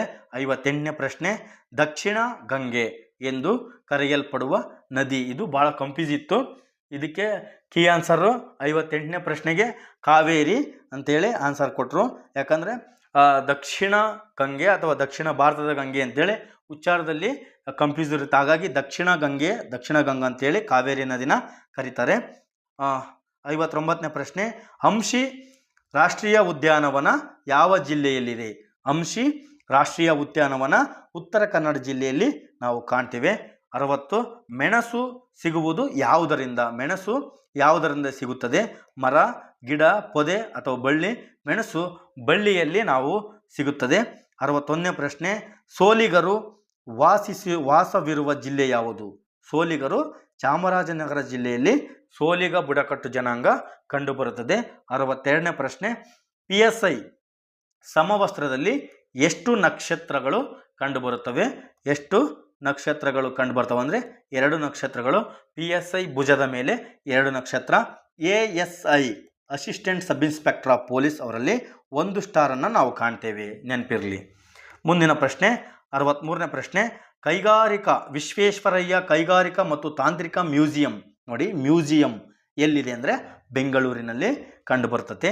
64ನೇ ಪ್ರಶ್ನೆ, ಸ್ಪೇನ್ನ ರಾಷ್ಟ್ರೀಯ ಕ್ರೀಡೆ ಯಾವುದು? ಸ್ಪೇನ್ನ ರಾಷ್ಟ್ರೀಯ ಕ್ರೀಡೆ ಗೂಳಿಕಾಳಗ ಸ್ಪೇನ್ನ ರಾಷ್ಟ್ರೀಯ ಕ್ರೀಡೆಯಾಗಿದೆ. 65ನೇ ಪ್ರಶ್ನೆ, ವಾಂಖೇಡೆ ಸ್ಟೇಡಿಯಂ ಎಲ್ಲಿದೆ? ವಾಂಖೇಡೆ ಸ್ಟೇಡಿಯಂ ಎಲ್ಲಿದೆ? ಎಲ್ಲರಿಗೂ ಗೊತ್ತು, ಮುಂಬೈನಲ್ಲಿ ಕಂಡುಬರ್ತದೆ Wankhede stadium. Eden garden Kolkata, Chinnaswamy Bengaluru. ಮುಂದಿನ ಪ್ರಶ್ನೆ, ಅಮರ್ತ್ಯ ಸೇನ್ ಯಾವ ವಿಭಾಗದಲ್ಲಿ ನೊಬೆಲ್ ಪ್ರಶಸ್ತಿಯನ್ನು ಪಡೆದರು? 66ನೇ ಪ್ರಶ್ನೆ, ಆಯ್ಕೆ ಬಿ ಅರ್ಥಶಾಸ್ತ್ರ ವಿಭಾಗದಲ್ಲಿ ಅಮರ್ತ್ಯ ಸೇನ್ ಅವರು ನೊಬೆಲ್ ಪ್ರಶಸ್ತಿಯನ್ನು ಪಡೆದುಕೊಂಡರು. 67ನೇ ಪ್ರಶ್ನೆ, ರೆಡ್ ಇಂಡಿಯನ್ನರು ಕೆಂಪು ಭಾರತೀಯರು ಎಲ್ಲಿ ಕಾಣಸಿಗುತ್ತಾರೆ ಎಂಬುದು 67ನೇ ಪ್ರಶ್ನೆಯಾಗಿದೆ. ಆಯ್ಕೆ ಸಿ ಉತ್ತರ ಅಮೆರಿಕದಲ್ಲಿ ರೆಡ್ ಇಂಡಿಯನ್ಸ್ ಕಂಡುಬರುತ್ತಾರೆ. 68ನೇ ಪ್ರಶ್ನೆ, ದತ್ತು ಮಕ್ಕಳಿಗೆ ಹಕ್ಕಿಲ್ಲ ಎಂಬ ನೀತಿಯನ್ನು ಜಾರಿಗೆ ತಂದವರು ಯಾರು ಎಂಬುದು 68ನೇ ಪ್ರಶ್ನೆ. ಲಾರ್ಡ್ ಡಾಲೌಸಿ ಅವರು ದತ್ತು ಮಕ್ಕಳಿಗೆ ಹಕ್ಕಿಲ್ಲ ಎಂಬ ನೀತಿಯನ್ನು ಜಾರಿಗೆ ತರ್ತಾರೆ. 69ನೇ ಪ್ರಶ್ನೆ, ಮಾಡು ಇಲ್ಲವೇ ಮಡಿ ಇದು ಯಾರ ಘೋಷಣೆ ಎಂಬುದು ಪ್ರಶ್ನೆಯಾಗಿದೆ. ಆಯ್ಕೆ ಸಿ ಮಹಾತ್ಮ ಗಾಂಧೀಜಿಯವರ ಘೋಷಣೆಯಾಗಿದೆ. 70ನೇ ಪ್ರಶ್ನೆ, 2ನೇ ದುಂಡು ಮೇಜಿನ ಸಮ್ಮೇಳನದಲ್ಲಿ ಕಾಂಗ್ರೆಸ್ ಪ್ರತಿನಿಧಿಯಾಗಿದ್ದವರು ಯಾರು ಎಂಬುದು 70ನೇ ಪ್ರಶ್ನೆ. 2ನೇ ದುಂಡು ಮೇಜಿನ ಸಮ್ಮೇಳನದಲ್ಲಿ ಯಾರು ಕಾಂಗ್ರೆಸ್ನ ಪ್ರತಿನಿಧಿ? ಮಹಾತ್ಮ ಗಾಂಧೀಜಿಯವರು 2ನೇ ದುಂಡು ಮೇಜಿನ ಸಮ್ಮೇಳನದಲ್ಲಿ ಕಂಡುಬರ್ತಾರೆ. ಮುಂದಿನ ಪ್ರಶ್ನೆ 71ನೇ ಪ್ರಶ್ನೆ, ಮೆಗಸ್ತನಿಸ್ ಭಾರತಕ್ಕೆ ಬಂದಿದ್ದು ಈತನ ಕಾಲದಲ್ಲಿ.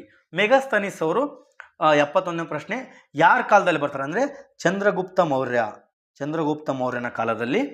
71ನೇ ಪ್ರಶ್ನೆ, ಇವ್ರ ಕಾಲದಲ್ಲಿ ಮೆಗಾಸ್ತನಿಸ್ ಅವರು ಬರ್ತಾರೆ. 72ನೇ ಪ್ರಶ್ನೆ, ದೆಹಲಿಯ ಮೊಟ್ಟ ಮೊದಲ ಮಹಿಳಾ ದೊರೆ ರಜಿಯಾ ಸುಲ್ತಾನ್ ಇದಕ್ಕೆ ಸರಿಯಾದ ಉತ್ತರ. 73ನೇ ಮೆಂಟಲ್ ಅಬಿಲಿಟಿ. 74.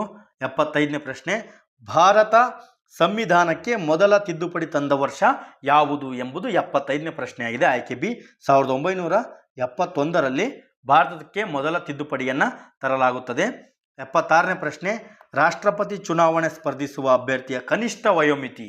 ರಾಷ್ಟ್ರಪತಿ ಎಲೆಕ್ಷನ್ಗೆ ಎಲೆಕ್ಟೆಡ್ ಆಗಬೇಕಂದ್ರೆ ಎಷ್ಟು ವರ್ಷ ಕನಿಷ್ಠ ವಯೋಮಿತಿ ಇರಬೇಕಂದ್ರೆ 35 ವರ್ಷ ವಯೋಮಿತಿಯನ್ನು ನಾವು ಕಾಣ್ತೇವೆ. 2ನೇ ಪಂಚವಾರ್ಷಿಕ ಯೋಜನೆಯ ಆದ್ಯತಾ ವಲಯ. 1ನೇ ಪಂಚವಾರ್ಷಿಕ ಕೃಷಿ ವಲಯ, 2ನೇದು ಕೈಗಾರಿಕಾ ವಲಯ. 78ನೇ ಪ್ರಶ್ನೆ, ವಿಶ್ವ ಬ್ಯಾಂಕ್ ಹಾಗೂ IMF international monetary fund. IMF ಅಂದರೆ ಇಂಟರ್ನ್ಯಾಷನಲ್ ಮಾನಿಟರಿ ಫಂಡ್. ಇದರ ಕೇಂದ್ರ ಕಚೇರಿ ನಾವು ಎಲ್ಲಿ ಕಾಣ್ತೀವಿ ಅಂತೇಳಿ 78ನೇ ಪ್ರಶ್ನೆ. ವಾಷಿಂಗ್ಟನ್ನಲ್ಲಿ ಇದರ ಕೇಂದ್ರ ಕಚೇರಿಯನ್ನು ನಾವು ಕಾಣ್ತೀವಿ. 79ನೇ ಪ್ರಶ್ನೆ, ಕೆಳಗಿನ ಯಾವ ರಾಜ್ಯದಲ್ಲಿ TFR ಅಂದರೆ ಒಟ್ಟು ಸಂತಾನೋತ್ಪತ್ತಿ ದರ ಹೆಚ್ಚು ಕಂಡುಬರ್ತದೆ ಅಂದರೆ ಕೇರಳದಲ್ಲಿ TFR ಪರ್ಸೆಂಟೇಜ್ ಜಾಸ್ತಿ ಇದೆ. 80 ಇದು ಕರೆಂಟ್ ಅಫೈರ್ಸು. 81 ಕರೆಂಟ್ ಅಫೈರ್ಸು. 89 82 ಇತ್ತೀಚೆಗೆ ಯುನೆಸ್ಕೋ ಪಾರಂಪರಿಕ ನಗರ ಪಟ್ಟಿಗೆ ಸೇರಿದ ನಗರ ಅಹಮದಾಬಾದ್. ಮುಂದಿನ ಪ್ರಶ್ನೆ 83ನೇ ಪ್ರಶ್ನೆ, ರಾಷ್ಟ್ರೀಯ ರಾಷ್ಟ್ರೀಯ ಗಣಿತ ದಿನ ಅಂತೇಳಿ ನಾವು ಯಾವಾಗ ಆಚರಣೆ ಮಾಡ್ತೀವಿ ಅಂದರೆ ಡಿಸೆಂಬರ್ 22 ರಾಷ್ಟ್ರೀಯ ಗಣಿತ ದಿನ ಅಂತೇಳಿ ನಾವು ಆಚರಣೆ ಮಾಡ್ತೀವಿ. 84 17-18 ಬಜೆಟ್ ಕೇಳ್ಯಾರೆ. ಈಗ 2024-25 ಕೂಡ ಸಿದ್ದರಾಮಯ್ಯ ಅವರು ಮುಖ್ಯಮಂತ್ರಿಯವರು ಮಂಡಿಸಿದರು. 85ನೇದು ಕರ್ನಾಟಕದ ಗೃಹ ಮಂತ್ರಿ ಯಾರಂತ ಕೇಳಿದರು. ಈಗ ಪ್ರಸ್ತುತವಾಗಿ ಡಾಕ್ಟರ್ ಜಿ ಪರಮೇಶ್ವರರವರು ಕರ್ನಾಟಕದ ಗೃಹ ಮಂತ್ರಿಯಾಗಿ ಕರ್ತವ್ಯವನ್ನು ನಿರ್ವಹಿಸ್ತಿದ್ದಾರೆ. 86ನೇ ಪ್ರಶ್ನೆ, ಕರ್ನಾಟಕದ ವಿಧಾನಸಭಾ ಸಭಾಪತಿ ಇವಾಗ ಯಾರಿದ್ದಾರೆ, ಪ್ರಸ್ತುತವಾಗಿ ಯಾರಿದ್ದಾರೆ ಅಂತ ಕೇಳಿದರೆ ಯು ಟಿ ಖಾದರ್ ಅವರು ಈ ಪ್ರಸ್ತುತವಾಗಿ ಯು ಟಿ ಖಾದರ್ ಅವರು ಕರ್ತವ್ಯವನ್ನು ನಿರ್ವಹಿಸ್ತಿದ್ದಾರೆ. 87ನೇ ಪ್ರಶ್ನೆ, ಯುರೋಪ್ನಿಂದ ಭಾರತಕ್ಕೆ ಜಲಮಾರ್ಗ ಕಂಡು ಹಿಡಿದವರು ಯಾರು ಎಂಬುದು ಪ್ರಶ್ನೆಯಾಗಿದೆ. ವಾಸ್ಕೋಡಿಗಾಮ ಕೇರಳದ ಕಲ್ಲಿಕೋಟೆ ಎಷ್ಟು 1498ರಲ್ಲಿ ತಲುಪಿ ಭಾರತಕ್ಕೆ ಜಲಮಾರ್ಗವನ್ನು ಕಂಡುಹಿಡಿತಾರೆ. 88 ಆನಂದ ಮಠದ ಕರ್ತೃ ಯಾರು ಎಂಬುದು 88ನೇ ಪ್ರಶ್ನೆಯಾಗಿದೆ. 88 ಬಂಕಿಮ ಚಂದ್ರ ಚಟರ್ಜಿಯವರು ಆನಂದ ಮಠದ ಕರ್ತೃ ಆಗಿದ್ದಾರೆ. 89 ಬೈಸಿಕಲ್ ಕಂಡುಹಿಡಿದವರು ಮ್ಯಾಕ್ಮಿಲನ್ ಅವರು ಬೈಸಿಕಲನ್ನು ಕಂಡುಹಿಡಿದ್ರು. 89ನೇ ಪ್ರಶ್ನೆ, ನ್ಯಾಷನಲ್ ಡೈರಿ ರಿಸರ್ಚ್ ಇನ್ಸ್ಟಿಟ್ಯೂಟ್, ಸರಿಯಾಗಿ ನೆನಪಿರಲಿ, ನ್ಯಾಷನಲ್ ಡೈರಿ ರಿಸರ್ಚ್ ಇನ್ಸ್ಟಿಟ್ಯೂಟ್ ಎಲ್ಲಿದೆ? ಆಯ್ಕೆ ಸಿ, ಕರ್ನಾಲ್ನಲ್ಲಿ ಕಂಡುಬರ್ತತಿ. 91 ಬಿಸ್ಮಿಲ್ಲಾ ಖಾನ್ ನುಡಿಸುತ್ತಿದ್ದ ಸಂಗೀತ ವಾದ್ಯ ಯಾವುದು? ಇದು ಶಹನಾಯಿಯನ್ನು ಬಿಸ್ಮಿಲ್ಲಾ ಖಾನ್ ರವರು ಶಹನಾಯಿಯನ್ನು ನುಡಿಸಿದ್ರು. 92 ಕನ್ನಡದ ಮೊಟ್ಟ ಮೊದಲ ನಾಟಕ ಮಿತ್ರವಿಂದ ಗೋವಿಂದ ಕನ್ನಡದ ಮೊಟ್ಟ ಮೊದಲ ನಾಟಕ. ಮುಂದಿನ ಪ್ರಶ್ನೆ, ಮಹಮ್ಮದ್ ಗವಾನ್ ನಿರ್ಮಿಸಿದ ಮದರಸ ಎಲ್ಲಿದೆ ಎಂಬುದು 93ನೇ ಪ್ರಶ್ನೆ. ಬೀದರ್ನಲ್ಲಿ ಕಂಡುಬರ್ತತೆ. 94ನೇ ಪ್ರಶ್ನೆ, ರಾಷ್ಟ್ರಕೂಟರ ರಾಜಧಾನಿ ಯಾವುದು? ಆಯ್ಕೆ ಸಿ, ಮಾನ್ಯಕೇಟದ ರಾಷ್ಟ್ರಕೂಟರು. ದಕ್ಷಿಣ ಭಾರತದ ತಾಜ್ ಮಹಲ್ ಅಂತ ಹೇಳಿ ಯಾವುದನ್ನು ಕರೀತಾರೆ? ಇಬ್ರಾಹಿಂ ರೋಜಾ ಇದನ್ನು ದಕ್ಷಿಣ ಭಾರತದ ತಾಜ್ ಮಹಲ್ ಅಂತ ಹೇಳಿ ಕರೀತಾರೆ. 95ಕ್ಕೆ ಬಿ ಆನ್ಸರು. 96 ಶಾತವಾಹನರ ಆಡಳಿತದ